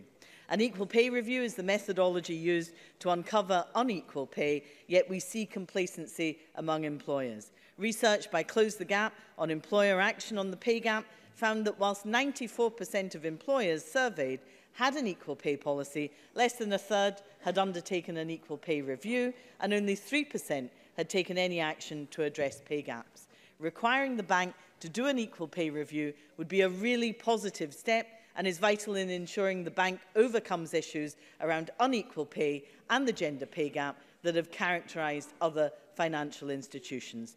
Passing this amendment will make a difference to closing the gender pay gap, and I commend it to this chamber. Thank you very much. Can I call on the Cabinet Secretary? I'm happy to say that the Government will be supporting Amendment 38 in the name of Jackie Bailey. carrying out periodic equal pay reviews is a sensible proposal for the bank to consider. It can help the bank to ensure its pay policy has been implemented fairly, and it can address one of the contributing factors to an organisation's gender pay gap. We know that there are gender pay issues within the Scottish and the wider UK economies, and the financial services sector has particular experience of this, so it's important that the bank keeps its house in order, and Amendment 38 can contribute to that work, and I encourage members to support it. Thank you very much. Can I call Dean Lockhart?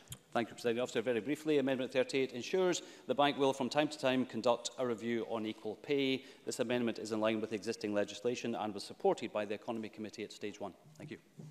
Thank you very much. So I call on Jackie Bailey to wind up and to press or withdraw this amendment.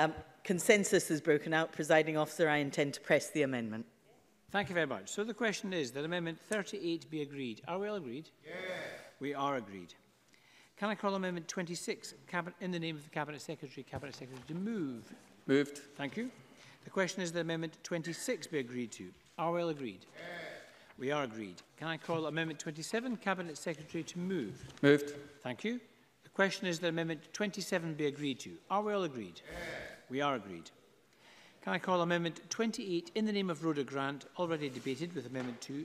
Rhoda Grant to move or not move? Moved. That is moved. The question is that Amendment 28 be agreed to. Are we all agreed? Yes. We are agreed. Can I call Amendment 29 in the name of the Cabinet Secretary to move? Moved. Thank you. The question is that Amendment 29 be agreed to. Are we all agreed? Yes. We are agreed, and that ends consideration of amendments. Thank you very much. Now, as members may be aware, at this point of the proceedings, I am required under standing orders to decide whether or not, in my view, any provision of the bill relates to a protected subject matter. That is, whether it modifies the electoral system and franchise for the Scottish parliamentary elections. In the case of this bill, in my view, it does no such thing. Therefore, it does not require a supermajority at stage 3.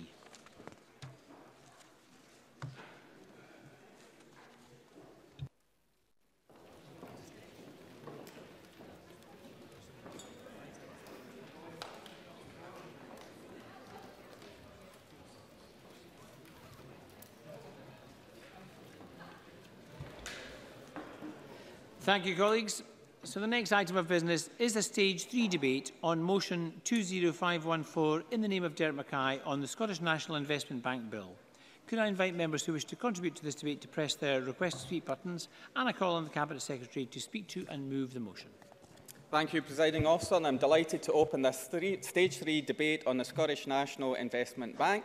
The Economy, Energy and Fair Work Committee heard about the bank's potential from many stakeholders during its Stage 1 evidence sessions, not least from Professor Mariana Mazzucato, who told us that the establishment of the Scottish National Investment Bank has the potential to transform our imagination of what the public sector is for. Since the bill's introduction, members have worked together to create legislation which provides a strong statutory foundation for the bank, and I particularly want to thank the committee. Your thoughtful scrutiny of the bill has led to valuable and informed amendments.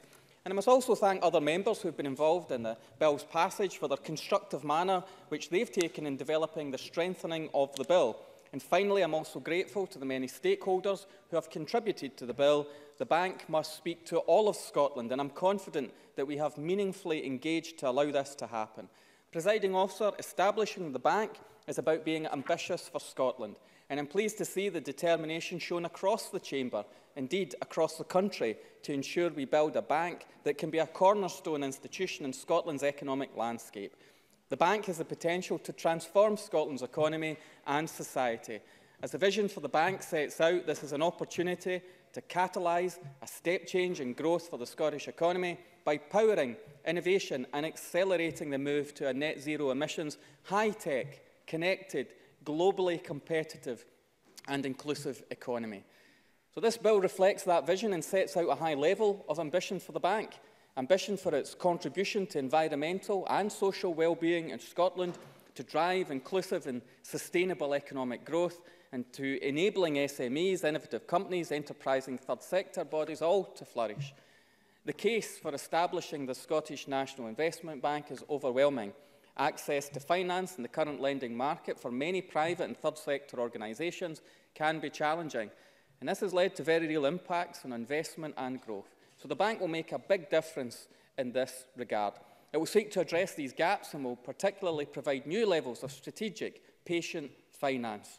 The bank will also drive innovation in Scotland and will shape and create markets. Investment for the bank can support our efforts to improve business expenditure on research and development in Scotland to the levels of other European countries. And the bank can also build on Scotland's existing strengths, including our world-leading university research sector. And finally, the bank will crowd in investment from other sources, maximising its impact and enabling activity that otherwise would not take place. So the success of the Building Scotland Fund is a promising sign of what we can expect from the bank. And last week I visited an office development in Glasgow, which has received funding from the Building Scotland Fund, and during my visit I announced that the fund has agreed investments of £100 million, unlocking projects in excess of £238 million, which will provide a significant boost to the Scottish economy. And in particular, the fund has agreed investments of £75 million in a range of housing projects, supporting the development of more than 5,500 homes and around 600 full-time jobs.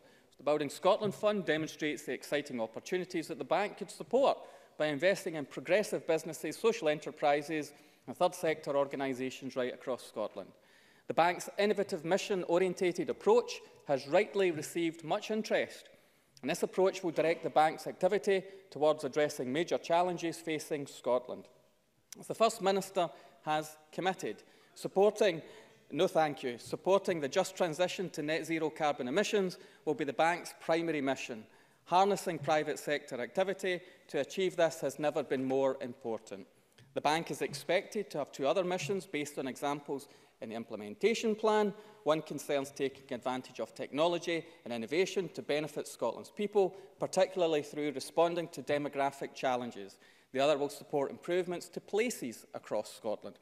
These missions have derived from the guidance of Professor Mazzucato in setting out how the bank could adopt missions, and also from that extensive engagement. And of course, the bank will seek to make a sufficient financial return, and this will enable it to reinvest funds many times over in successive generations of business. And the bank will also, in time, cover its costs and not be reliant on the taxpayer. So I recently updated the committee on the latest financial modelling for the bank, and here I provided indicative projections on the bank's performance over the long term, a 50-year perspective. And over this time period, the bank is projected to make cumulative investments of £17.5 billion.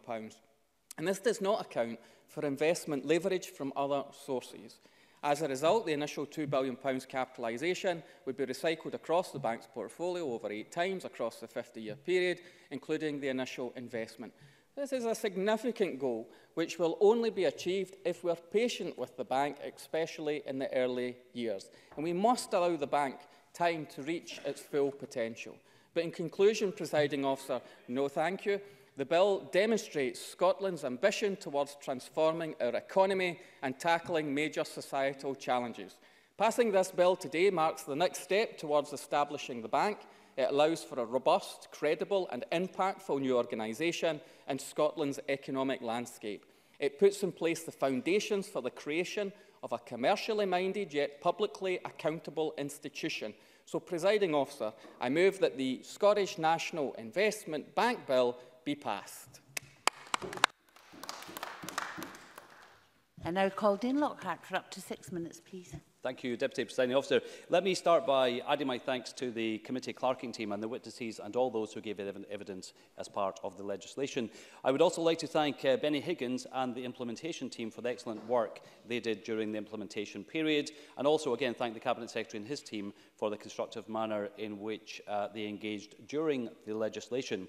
We have supported the establishment of the bank at all stages of the legislation. We agree with the objectives underlying the establishment of the bank, the need for more long-term patient capital, that business in Scotland need more help to expand, and that we need to see a transformational change in Scotland's economy. Development banks across the world have shown that this is possible. However, this transformational change will happen only if the Development Bank is part of a coherent economic policy framework and when there is absolute clarity on economic strategy and objectives. Now, the Cabinet Secretary will not be surprised to hear me say that there is still much work to be done in this respect, as was recognised in this chamber at stage 1 of the SNIB debate, when an all-party motion recognised that a cluttered policy landscape can lead to confusion, a lack of alignment, duplication and weakened accountability. These concerns surrounding the enterprise landscape were also highlighted at the committee when one witness referred to the enterprise landscape as a Venn diagram on steroids. Now, that is our overriding concern surrounding the future success of the bank. The bank is being introduced into this confused and cluttered enterprise landscape. Now, to be fair to the Cabinet Secretary, this is something which I think he does recognise, and in his letter to the Economy Committee of 10 January, the Cabinet Secretary confirmed that wider work is ongoing to develop and cement the future relationship between the new bank and the Scottish economic development ecosystem. The success of this transition will be vital to the success of the bank. And I would ask the Cabinet Secretary if he will commit to providing regular updates to the Chamber and the committee in respect of the changes he will be making as part of this transition. Yes, I'll give way. Derek Mackay. Yes. Dean Lockhart. Thank you very much for the brevity and positive answer. The other area that I think, following the establishment of the bank, which will be another priority, will be for the taxpayer to see positive returns from the bank, both in terms of financial returns and the bank achieving the strategic missions. With initial capitalisation of £2 billion and operating costs of up to £20 million a year, the bank will have to demonstrate it is making this transformational impact across Scotland. And we have to remember that these operating costs are in addition to the £120 million operating costs incurred by the existing enterprise agency. I see Neil Findlay wants to give way. Neil Findlay. Mr Lockhart would have sat through the committee stages the bill. I think it would be remiss of us not to raise concerns that have been raised in the media and others by none other than George Kervin and others who have raised questions about the new chair of the bank who was in a previous role given a record fine by regulators for a conflict of interest case. Were those issues raised at the committee? I was hoping that the Cabinet Secretary might address them. Dean Lockhart.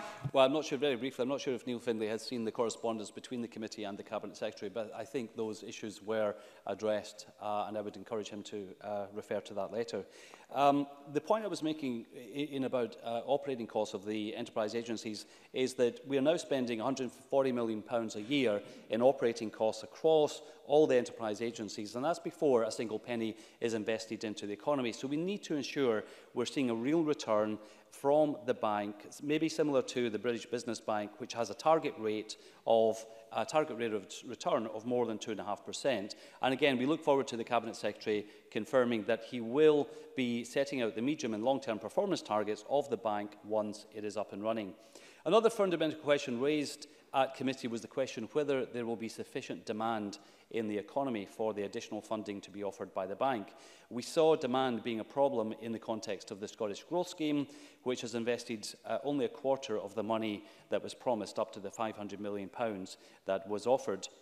In evidence to the committee, we were told that the bank will not act as the originator of funding opportunities. This means the bank will have to rely on the existing enterprise agencies which are operating under resource constraints and budgetary constraints. So again, another question for the Cabinet Secretary, will he confirm that the enterprise agency's budget will be increased to deal with the extra demands and the extra funding opportunities that they will be required to seek out on behalf of the Scottish National Investment Bank? I'll turn now briefly to the bank's strategic missions. The Cabinet Secretary has been transparent about the grand challenges and the proposed missions that he proposes for the bank. And we've all heard in the debate earlier that the primary mission will be securing the transition to a net zero economy.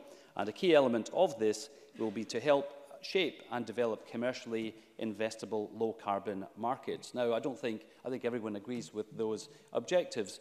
But again, we need to see, once the bank is up and running, the detail of how this will be delivered, because over the past 12 years, the Scottish economy has failed to see the economic benefits and the real jobs promised as a result of the development of low-carbon markets. We saw that and heard about this in the Renewable Energy Summit last week, and the Scottish Trade Union Congress has made this clear in a report issued last year. So, Deputy Presiding Officer, let me wrap up by saying that I think the relatively easy part of establishing the bank, passing the legislation, will be achieved this afternoon.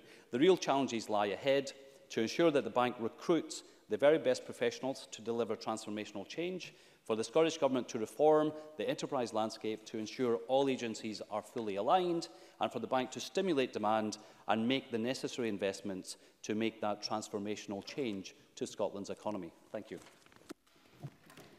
Richard Leonard, for up to 5 minutes, please. Thank you, Deputy Presiding Officer. I genuinely believe that today is an important day in the history of this Parliament.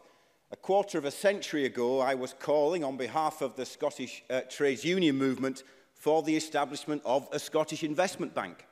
And here I have with me the original report and the original press release dated December 1995.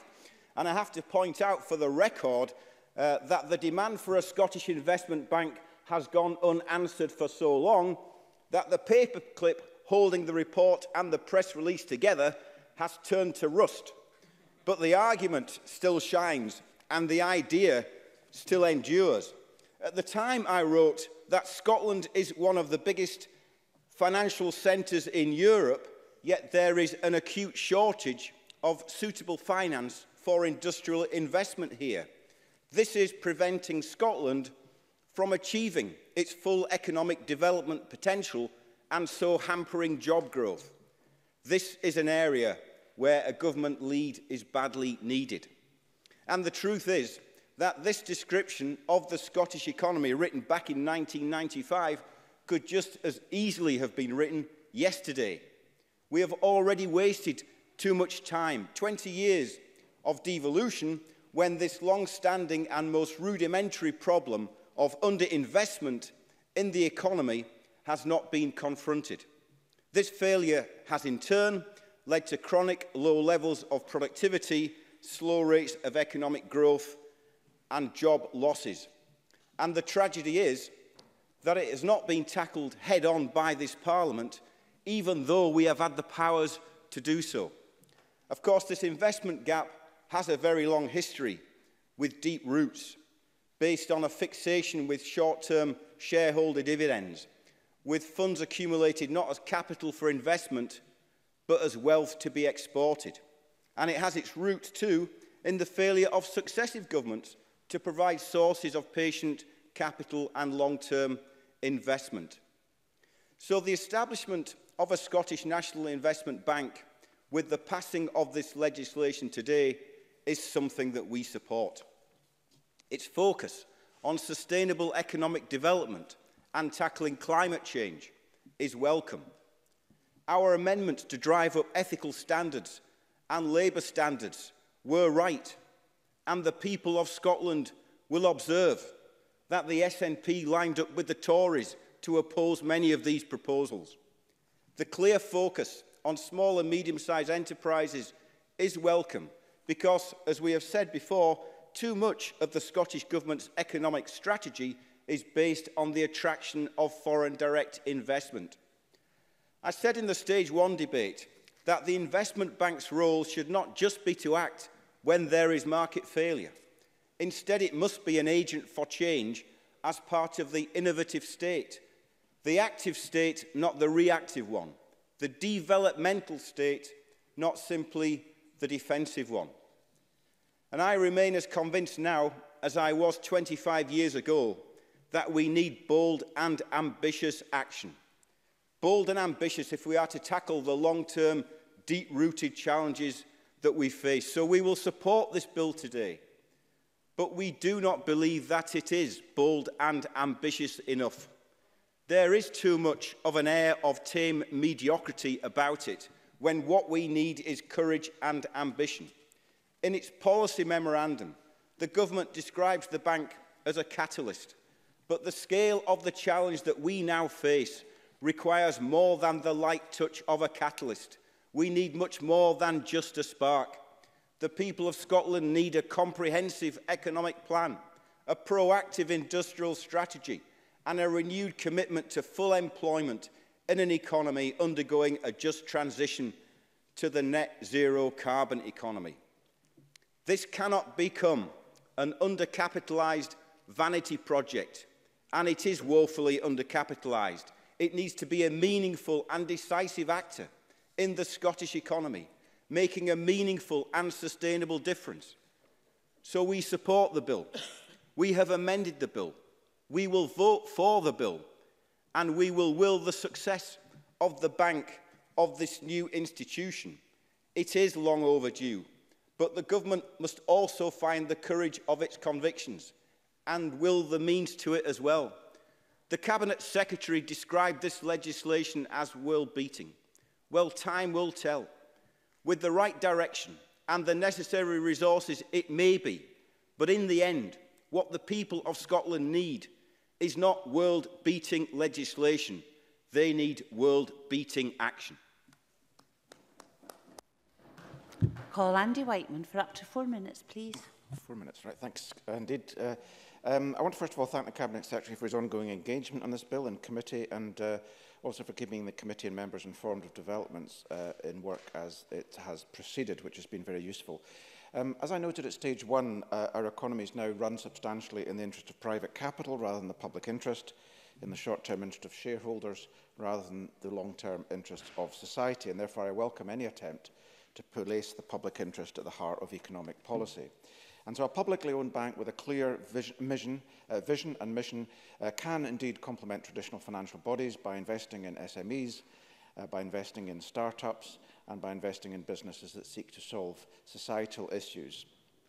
But fundamentally, the Scottish National Investment Bank is there to help transform the economy by addressing the grand challenges that the Cabinet Secretary has outlined in briefings to us, but which don't make an appearance in the bill, but nevertheless, I understand, are the overarching framework within which missions will be set. Now, the most important mission, of course, is the vital mission to accelerate the transition to a net zero emissions economy. Now, the establishment of the Scottish National Investment Bank is the result of many, many years' work by a range of thinkers, which I now know includes Richard Leonard himself, a great thinker from 1995. Has included in more recent years the New Economics Foundation, Friends of the Earth Scotland, Commonweal, and many other people. And I particularly want to pay tribute, as others have done, to the work of Mariana Mazzucato and Laurie McFarlane, whose thinking has been very influential in developing the bank proposals. Greens, as members know, have set out the broad parameters of a Scottish Green New Deal, and central to this is the need for investment in a greener economy. And the role of the Scottish National Investment Bank should be central to delivering that transition. The bank's ability to provide patient capital should enable it to take a long-term view in investment decisions that could prove transformative for projects that are badly needing transformational action. Now, at stage 1, Greens called for the Scottish National Investment Bank to have a clear purpose, to work towards the net zero goals, to give local government a stake, to give Parliament a say in the missions, to have stronger ethics, equalities, etc. Now, we've achieved some of that. And the amendments that we've brought forward at stages 2 and 3 were designed indeed to deliver these priorities, including the two debated, although rejected this afternoon. However, there are some concerns we have with the bank moving forward. One relates, for example, to the report of the Infrastructure Commission for Scotland, which was published just yesterday. And it says that the Scottish Government should ensure that its new National Transport Strategy and Strategic Transport Projects Review 2, due to be published in 2020, I quote, fully reflect the need to deliver an inclusive net zero carbon economy. And this should include, for example, aligning strategic investment decisions to address fully the requirement for demand management in transport. And it goes on to say, for roads investment that is made as part of the above, a presumption in favour of investment to future-proof existing road infrastructure and to make it safer, resilient and more reliable than increase road capacity. So we do face significant challenges in areas like transport. We also have some concerns about the potential two-tier pension arrangements that unions have highlighted to us. I understand the shadow bank's proposals in this regard have been agreed by the Cabinet Secretary. But I would just point out, and I welcome his remarks in closing, that this risks damaging the bank's chances of providing a fair and progressive wage environment for Scotland. We also believe that local government should have a very, very significant role in the bank's projects and missions. All 32 of Scotland's councils have signed up to Scotland's climate change declaration, and I look forward to further discussions in that regard. Presiding Officer, the bill is a framework bill. The proof of the success will lie in its operational decisions in years and the decisions made by its sole shareholders, Scottish ministers, and the scrutiny that the Economy Committee in this Parliament apply to its deliberations. Greens support the bill. We wish it well and be voting for it tonight. Call Willie Rennie for 4 minutes, please. Thank you, Deputy Presiding Officer. And I want to thank also all those who have contributed towards the forging of this bill, all the advisers, the committee, the ministers, the constructive behaviour, but also the advisers and Bernie Higgins for his contribution to the creation of this. The ambitions are big, that is certainly true. The language is sometimes glorious in the way that we describe this. It's going to be transformational for our imagination. I'm looking forward to that particular event. But reshaping our economy, the expectations are certainly high. And I think people will expect this to deliver. And therefore, the responsibilities, I think, on all of us to make that happen are keen, especially when the challenges are great. And particularly what Andy Whiteman was talking about in terms of climate change and the green economy. It's important that we do use this bank to lever that change. But also in terms of productivity for our country. If you look at the stubborn problems that we do have, it's unbelievable that some of the companies that are creating offshore wind farms off our coast that are having to go to the other parts of the world or are choosing to go to other parts of the world, sometimes on the other side of the planet, rather than constructing some of the jackets and the other elements here right on in this country. So what are we getting wrong? Why are we not making that work? What are the steps that we need to take? What are the investments we need to have? Who are the business leaders that we need to have in place to make all of that happen? And perhaps the bank plays a role in making sure all of that comes together, because who would take the risk of transporting some of these jackets all the way across the globe to come here, the extra cost of doing that rather than building them here? So let's rise to that challenge and make sure we can exploit the great opportunity of the energy off our shores. But also in terms of waste, there are massive challenges in how we cope with our waste. We've seen the delay in the landfill ban. Of course, there's an awful lot of infrastructure we need to build in order to cope with the waste that we're generating in this country. And then our world-class universities that are amongst the best, obviously, and who are producing a huge amount of intellectual property. And we've still failed to fully exploit that intellectual property for the benefit of our people here to create jobs and wealth and opportunities. So the bank's got many challenges to try and play a part in. Of course, it doesn't have all the answers, but we do need to learn the lessons of previous projects. The Scottish Growth Scheme, that again was supposed to be a great game changer for the businesses and the economy of this country, with £500 million worth of investment. It's not been fully utilised, and we need to make sure that this bank certainly is. And the Green Investment Bank across the UK, that we had a role in setting up, and to our great disappointment was privatised at a later stage. It was making actually some good progress, so we should be drawing on the expertise that was developed through that. And then here, our own Scottish Investment Bank through Scottish Enterprise, what have they done that works, that can succeed, that we can build on for greater success? But my final comment really is that there will be great temptation from us in this chamber and those further afield to put pressure on this bank at times of great pressure on the economy. Perhaps when businesses, much-loved businesses, are under great stress, but perhaps on their way out. Perhaps they've not got a future. Perhaps they are failing businesses. And it will be a great temptation sometimes for us to pressurise this bank to prop up those failing businesses. Nobody wants to see them go. But sometimes we need to make sure we put the investment in the new opportunities and the new challenges that will create many, many more jobs. So there will be a great temptation for us to pressurise the bank. The bank, of course, should listen to the Parliament. They should understand what we believe are the priorities, the political priorities for this country, but they should have the freedom to act in the way that they think is best, to lever that money, to make sure we can create the jobs and opportunities, to create that low-carbon economy, that green economy for the future of our country and the planet too. Thank you. We'll now move to the open debate and speeches of no more than 4 minutes, please. Alec Neil, followed by Gordon Lyndhurst. Thank you, Presiding Officer. Just picking up Willie Rennie's point, I think the emphasis of the bank has to be in preparing Scotland for tomorrow's world, not dealing with the consequences adversely of yesterday's world. And therefore, the concentration on things like renewable energy is extremely important in terms of the climate change debate. But it's not just that sphere of influence. For example, artificial intelligence is going to be a major growth area, and I would believe will be potentially a job creator in terms of its impact as well. Robotics are going to be a major growth area. Animal life sciences going to be a major growth area. Space technology, where Scotland already has a presence, and I'm not talking about the Greens policies here, but space technology has a presence in Scotland already with some world-beating developments based in Glasgow and elsewhere. So the opportunities are enormous, and I hope when the history of this period comes to be written by the economic historians that this will be marked as a major turning point in the development of the Scottish economy. Let me mention 2 or 3 areas where I think the bank should take some early action, and the government also needs to look at the framework within the bank which the bank is operating. First of all, in terms of exports. Our export performance in terms of our population and propensity is way below par. We have enormous opportunities in expanding our export capacity.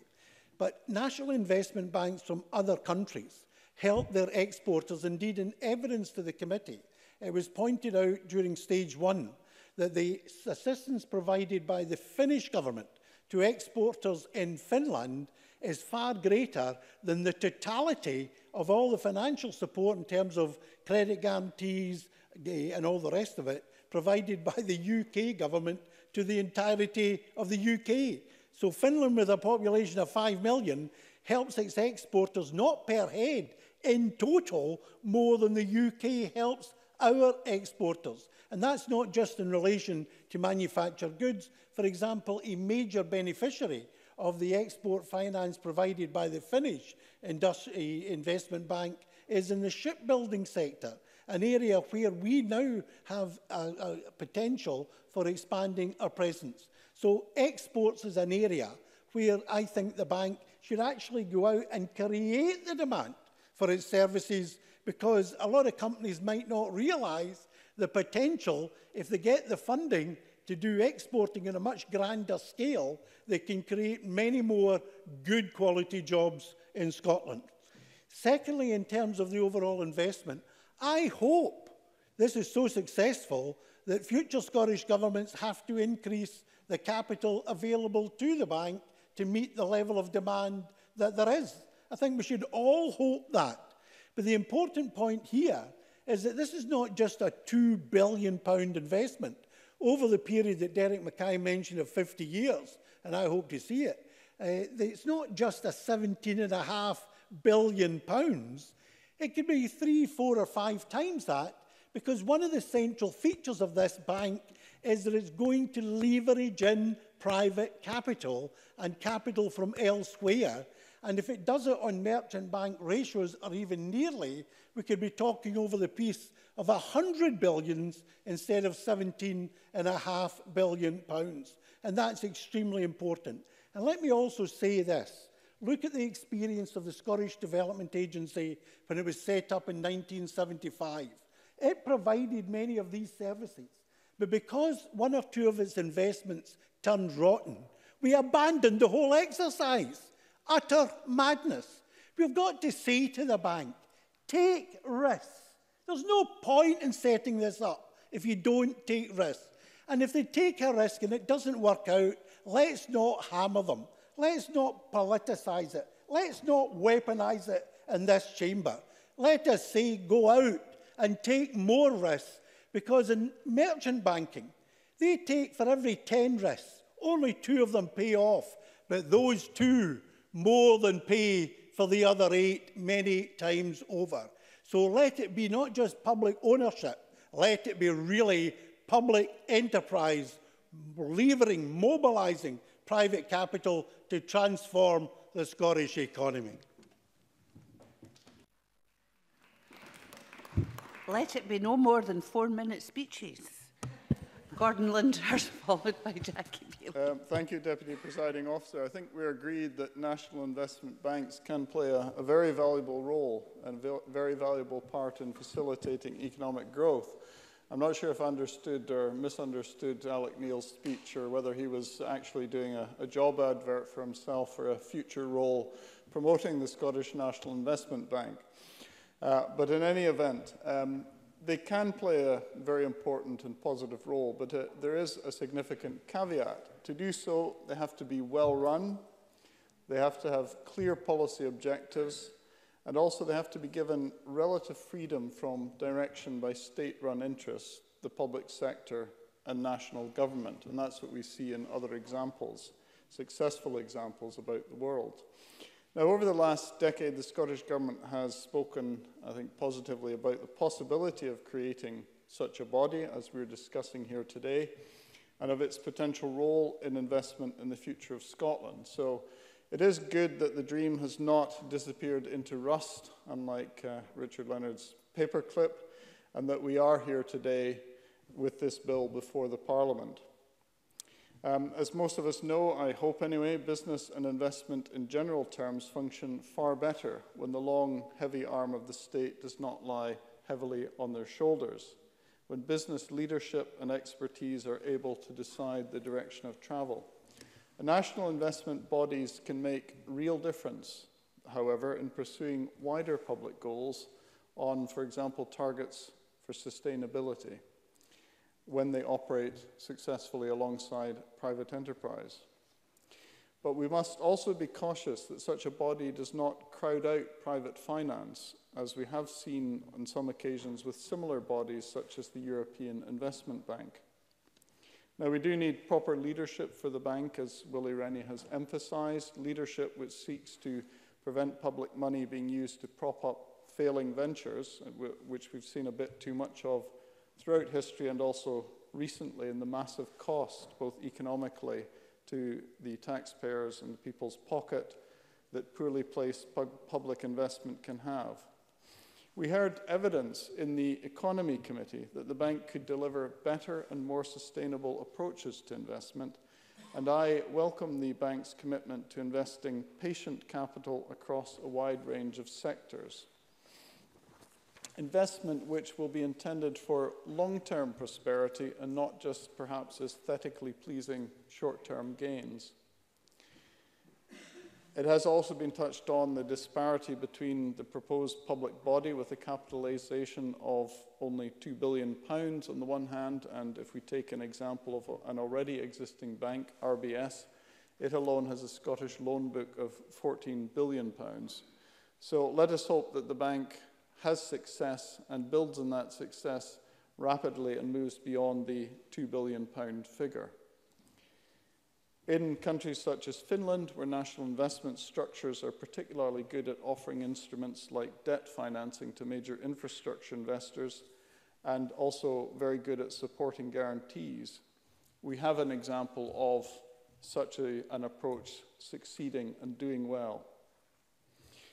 So we would like, however, more clarity on where the Scottish National Investment Bank is to sit in the already crowded landscape in Scotland with Scottish Enterprise and the Scottish Growth Scheme. So I'd appreciate if the Cabinet Secretary can give us a little bit more clarity on that, perhaps in his closing remarks today. Because the bank will be joining a crowded field, and we don't want a false start for the bank. So let us hope that this is the start of something new and positive and constructive, something that we can and will all support. Thank you. Jackie Bailey, followed by Colin Beattie.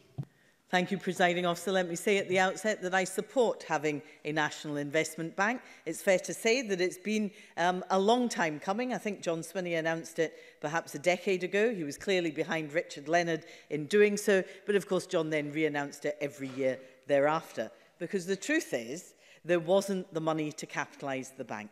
That was until the UK government came up with financial transaction money, the future of which is in doubt. And I note that Keith Brown at the time described it as funny money, but now, of course, we embrace it as a positive capitalisation of the Scottish National Investment Bank.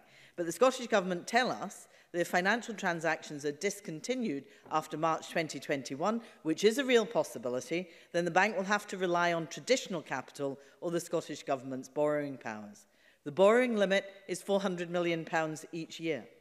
That doesn't take into account the normal government spending commitments made for public sector infrastructure like schools or hospitals, health centres or roads. There is quite simply not enough money to do all of that and fund the bank as well. If this source of funding, financial transaction money, is not there after March 2021, the SNP need to find £1.5 billion themselves. But instead of pausing, the Scottish Government is intent on pressing ahead to set up a bank which might not have any money. So we need an urgent response from the UK Government, or we are in danger of creating a white elephant. At stage 1, I asked whether a review had been undertaken of whether this was the most effective means of having an investment bank and whether the government had considered working with the existing Scottish Investment Bank within Scottish Enterprise. Let me tell the Chamber, unsurprisingly, no review had been undertaken in advance of this legislation. So there is little evidence-based policy making. I've estimated that the cost to the public purse before the bank breaks even is £80 million. Others put it higher than that. But the future remains uncertain. And that is the thing that we should concern ourselves with. Because, Presiding Officer, I, like the Cabinet Secretary, I want the bank to succeed. But I am genuinely concerned. I know the Cabinet Secretary has written to the Chief Secretary to the Treasury about increasing the government's borrowing limits. Has he had a response? Or indeed, has he had any assurance that financial transaction money will continue? Can he offer any comfort to the Chamber that we're not creating a bank with no money to spend? And I would welcome an intervention from the Conservative benches to tell me that everything will be okay. But they're not standing up, Presiding Officer. So let me finish on a note of consensus. Oh, there we go. Dean Lockhart. I didn't quite catch the beginning of her statement, but if she's asking that whether more money will be coming from the UK government as part of the budget process, I'm very confident the answer is going to be yes. Asking very specifically, will financial transaction money come after March 2021 to fund this bank? Dean Lockhart. Yes or no? Yes or no? Money, Thank you. Mr. Lockhart and Ms Bailey. Thank you. Thank He can't reply. Dean Lockhart. It's my intervention. Very briefly to Jackie Bailey, money is fungible. It's up to the Cabinet Secretary how he uses the increased funding coming from the UK government. Well, that explains, Presiding Officer, in terms why I'm concerned about the continuing uncertainty, because we didn't hear anything to reassure us. Let me finish on a note of consensus. I am grateful for the Cabinet Secretary's approach to working with the committee on this bill. He's been prepared to compromise, to challenge thinking on what can be enshrined in legislation. Everything from equality strategies and equal pay audits to the ability to invest in cooperatives and social enterprises. All that is positive. But, Presiding Officer, as we've heard, the bank is in danger of not having the money it requires. If it does get off the ground, it will be in better shape to guide investment decisions than when the bill was first introduced. And for that reason, I commend the bill to the Chamber.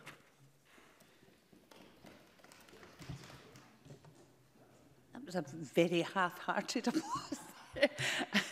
The last of the open debate contributions is from Colin Beattie. Thank you, Presiding Officer. Jackie Bailey is actually making a very good argument for independence in her arguments over funding. However, I do welcome the establishment of the Scottish National Investment Bank. It has the capacity to help transform Scotland's economy and to provide us with a more sustainable and green future. Now, I followed this bill, obviously, through my membership of the Economy, Energy and Fair Work Committee, and I think the committee has done some very positive work on shaping parts of these proposals. Now, I myself have spent 23 years working overseas in international banking and 11 years working for an investment bank in the City of London, and I've seen the benefits which other countries gain from institutions like the Scottish National Investment Bank. And I do see the huge merit in this proposal if it's implemented correctly. It's about time that we revolutionised our economy to support our evolving society and to invest in creating a bank that would impact on societal and environmental change. And this bank would be a smart development that would be both commercially minded and publicly accountable. We'd have slightly better control over our economy and its future, allowing us to create and shape our markets and define how our economy develops, as well as what we prioritise for public investments. A main concern of this debate, which we should all be able to agree on, is that we need to prioritise tackling the climate emergency. Global warming requires urgent and innovative answers, and we need to start factoring in new and creative strategies that tackle climate change within all areas of policy. The Scottish National Investment Bank could play a key role in addressing this task by supporting industries which are working towards achieving net zero carbon emissions. If we focused on creating a bank that prioritised ethical investments and created robust structures which encourage greener policies to facilitate a transition to a net zero emissions economy, then we could create an economy which would lead the way globally in ethical banking investments. This would, of course, require the bank to be well regulated and subject to rigorous ethical standards. And I think it's a measured and sensible approach to have the bank's board as a responsible body for implementing minimum ethical standards in relation to the investment decisions and ensuring these are adhered to. And I welcome Amendment number 5, which accounts for this and allows necessary flexibility. The primary mission of the bank should be clearly connected to making investments which are ethical. An element of this bill that I think is particularly important is that it should address the current lack of providers of strategic patient capital. This will support companies with ambition and will provide the opportunity to advance smart investments in smaller companies with potential by giving them a smoother start in their development. We can invest in Scottish companies that provide local knowledge and that understand our unique economic strengths and challenges here in Scotland. This would not only support our economy currently, but set us up for a much more secure future, as we'll be able to choose to support those who prioritise achieving net zero emissions. And it's a time for an economy which can be shaped to reflect major societal changes. And having a bank which is flexible to the needs of our population is a sensible, logical approach for our economy. Of course, this bank will also have to make a profit, or at least break even, so normal commercial strictures will, of necessity, have to be in place to avoid unsustainable losses. Prudence and innovation can go hand in hand. We have the chance today to agree this bill, which is visionary and will place Scotland as a country which is committed to transitioning to net zero, while simultaneously growing a sustainable economy that improves the lives of our citizens. The Scottish National Investment Bank has the potential to advance our economy as well as help us achieve a fair and inclusive Scotland.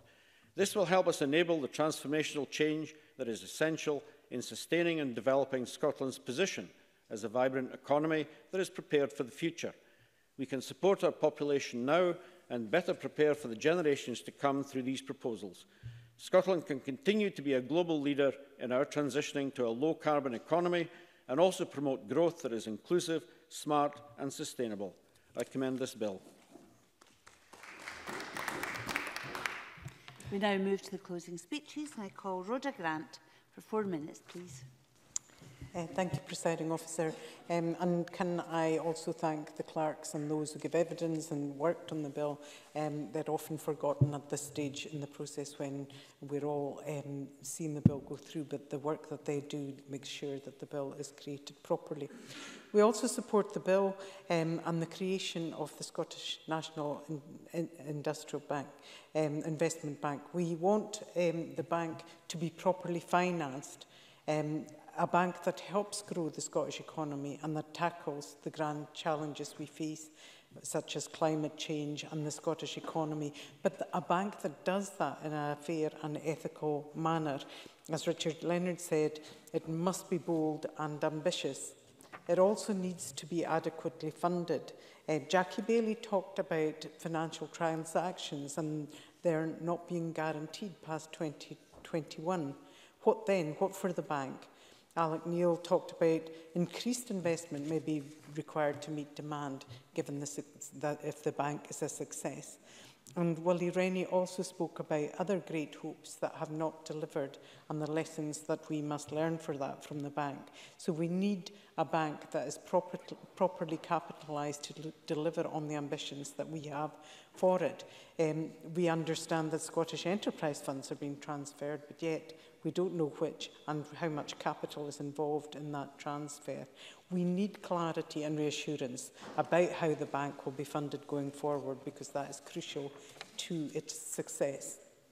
Many speakers have talked about the cluttered landscape, giving vital and much needed support to Scottish business. And we've long called for an industrial strategy to coordinate the various aspects of the Scottish support and strategy in our economy. The government can't work in silos. It needs to be more joined up. So again, we would call for an industrial strategy that does that. Gordon Lyndhurst talked about competition with the private sector and the need for the bank to do something different. The need for patient capital, I think, was referred to by a number of speakers, and also the ability to take risks in the public interest. Our research and development in Scotland is innovative, but when it comes to taking it to market, we fail. The bank needs to be at the forefront of that. They also need to be at the forefront of investing in maybe non-traditional businesses, businesses like co-ops and social enterprises, who often have difficulty getting investment from other sources. I think the bank needs to look at how they grow those businesses, because they are able to grow local economies. And also supporting indigenous businesses. We see often a rush to encourage businesses to relocate to Scotland from overseas. We need to make sure that we are growing and financing our own businesses, because they are much more likely to stay with us. There were amendments today that were supported, which I think will improve the bill. Jackie Bailey's amendments with regard to gender equality. And it's disappointing that in 2020 we're still fighting for gender equality, and we have a gender pay gap of over 5%. And indeed, it's much higher in banking. This bank must lead by example, embedding the ethos of equality not only in its own business, but also embedding that ethos in the companies and organisations that it seeks to support. We are disappointed that some of the amendments we put forward around workers' rights were not accepted, because we believe that would have improved the bill. And we still share concerns about pension and pay disparity in the bank, and we hope that those will be dealt with, because we don't want the bank going down the road of banks in the past, especially with pay and bankers' bonus. In conclusion, we support the Scottish National Investment Bank. We desperately need it to succeed. We want it to be bold and ambitious. The Scottish economy needs to grow, and we need an industrial strategy that will underpin it. Jamie Halcrow-Johnson, 5 minutes, please. Thank you, Deputy Presiding Officer. After over a decade of the Scottish Government promoting an investment bank project, we finally reached this milestone. And as my colleague Dean Lockhart suggested, the Conservative benches have approached the SNIB with positivity. But we've also had concerns about its future direction. And a number of these concerns have been raised as the bill has progressed, and the promised achievements of the bank have been set out by ministers. Many of these issues are not legislative. They will be resolved by building a bank with a positive institutional culture that will be meaningfully contribute to Scotland's life and economy. At stage one, we gave the principles of the bill our support, and so we will do so again today. But that support comes balanced with a strong feeling that this could have been done better, that greater clarity over the Scottish Government's approach could have been provided, and that a more coherent approach to the overall question of business support could be found. We look, for example, to the problems faced with the Scottish Growth Fund. So we need a bank that will hit the ground running and which will not be artificially restrained in its activities. A concern of mine has been how the bank will deliver for my constituents and businesses in the Highlands and Islands. As I raised at stage one, the Highlands and Islands has a quite different economic landscape from other parts of Scotland. This is recognised by some of the long-established bodies operating in the region, chief among them Highlands and Islands Enterprise, which can trace its origins back through the decades to the old Highlands and Islands Development Board. I also noted the geographical coverage of the Welsh Development Agency, which is a number of offices spread across Wales. However, I appreciate that an office in Inverness or somewhere else would not automatically cure any potential problems around centralisation. That has to be wedded in robust operational independence. But just as importantly, in regions like mine, a balance has to be found between rural development and simply concentrating focus on the main population areas. Directing development in one or two towns will not make a real difference to the Highlands and Islands. Development and promoting economic convergence will require a genuine focus on remote and rural areas that suffer from underdevelopment and lack of amenity. There must also be a sensitive consideration of the needs of the wider community going forward. The old Development Board was unprecedented in the width of its social remit. That was not a restraint, but the basis of a vision, one that was decentralised and in many ways effective. But similarly, the National Investment Bank must avoid the clarion calls to broaden its remit too far. A central focus on economic growth and employment will be key to the success of the bank's missions. We've also spoken of our concerns about the Scottish Government's forecast on returns and the tension that raises in terms of the provision of patient capital. There will always be an inclination to see short-term returns, but these do not require a publicly owned investment bank. But conversely, we have to have a metric of success. The bank should, in time, come to prove itself objectively valued. It must not be a black hole for public money. It cannot become a mechanism for millions of pounds worth of public money to be lost in unsustainable investments and failing enterprises. And above all, the bank must have an operational independence to work effectively, to exercise proper stewardship of investments without the regular meddling of politicians. As we look towards the Scottish National Investment Bank building and growing, we must also have a clear picture of where it will sit alongside commercial investment and other public sector support schemes. As my colleague Dean Lockhart has spoken of from the inception of the bill, one significant question we have is about the already cluttered landscape for business support and economic development. To take the Highlands and Islands perspective, if economic development is to work effectively, it will require cooperation from across government and a range of public bodies working together. This, as we know, is not always as easy as it sounds. It's important in any coordinated approach on economic development that SNIB is more than just another public body in the room.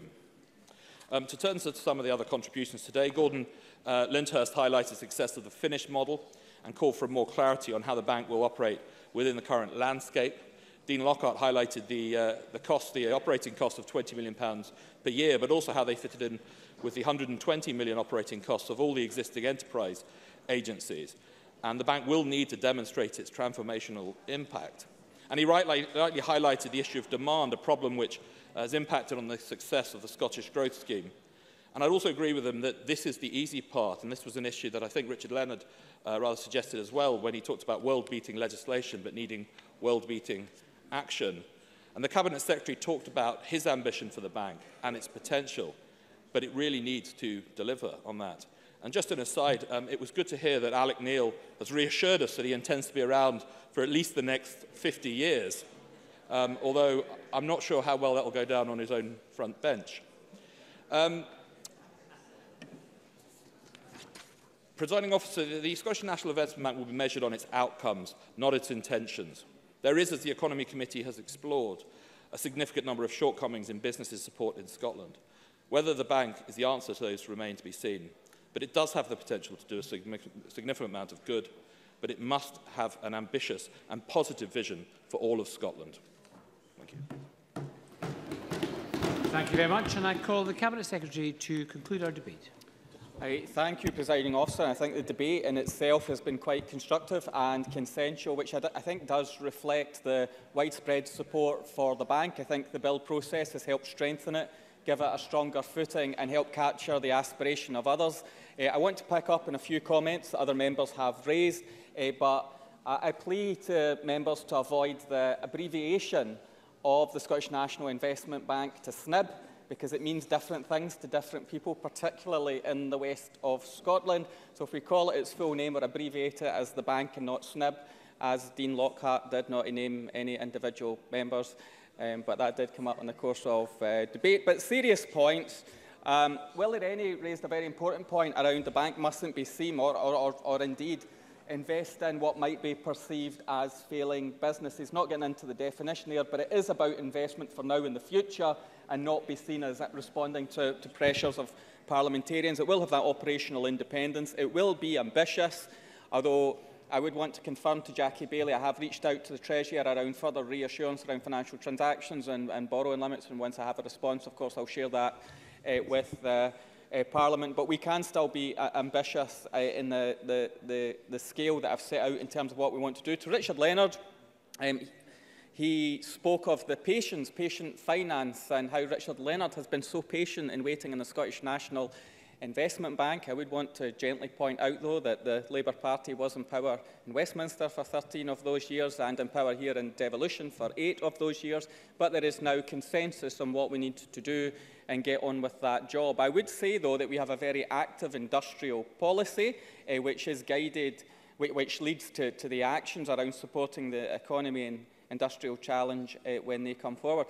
A point that a number of members have made is around the landscape and which agency does what, and of course that's a matter we'll return to, but we don't want duplication, we want efficiency, and we want the maximum amount of support going to businesses and enterprises direct, including the third sector, as has been described over the course of the legislation. And Alec Neil was right to point out about investment in future industries and sectors and enterprises that will be successful. A number of members have referred to the compromises that we've made over the course of this bill and who saw the light first in terms of which amendment was the right one. But I do think it is in ship shape now to allow us to get on with building the bank with such agreement, hopefully at decision time, around the legislation itself. We have taken the expertise and the experience of the British Business Bank and the Development Bank of Wales to guide the creation of our own bank, and of course will be the appropriate allocation of resources, including calibrating what the enterprise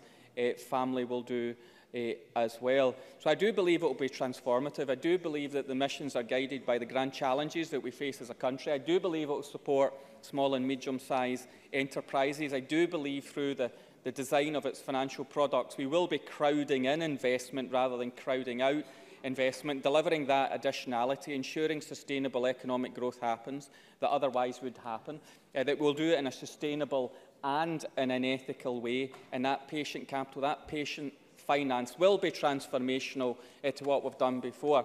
I would also like to thank all those who have worked on the bill, including the visionaries that were calling for it, helped shape it, the clerks and all the various teams that have been working on it, and our advisors as well. And I do think it's led to a very strong vision of which we can all be proud.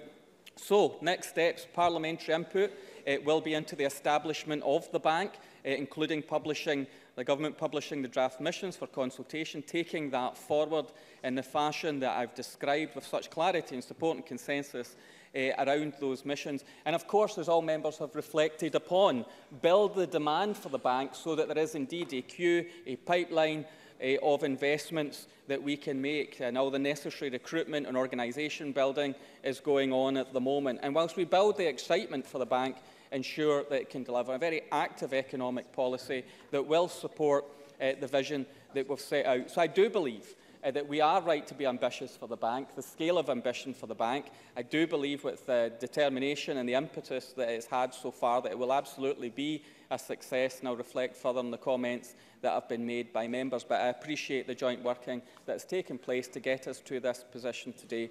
And I trust that members are confident that we've got a very strong legislative foundation to now take the bank forward and make that positive difference that all members wish to see. And I would simply say, in conclusion, Presiding Officer, that I would ask that all members vote in favour of the Scottish National Investment Bank at decision time right now. Thank you. Thank you very much, Cabinet Secretary. And that concludes our debate, our Stage 3 debate on the Scottish National Investment Bank Bill. And if no member objects, I'm minded to accept a motion without notice to move forward decision time till now. And I wonder if I could call on Maurice Golden on behalf of the Bureau to move such a motion. Thank you very much. So the question is that decision time be moved forward to now. Are we all in agreement? Yes. We are. Thank you very much. Now there's just the one question. The question is that motion 20514 in the name of Derek Mackay on the Scottish National Investment Bank Bill be agreed, and members should cast their votes as this is a piece of legislation. Members should vote now.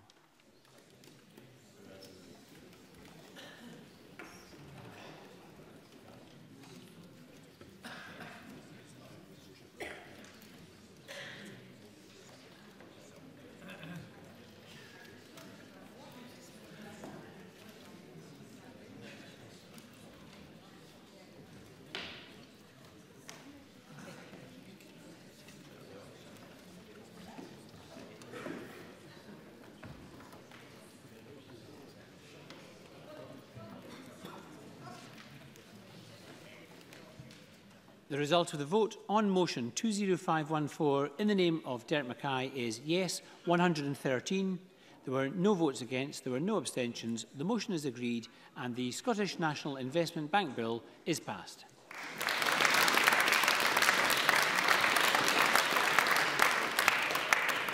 Thank you very much. That concludes decision time. We're going to move on now to members' business, or shortly to members' business, in the name of Joan McAlpine on Robert Burns in the Scottish economy. We'll just have a little pause to allow members and the Minister to change seats.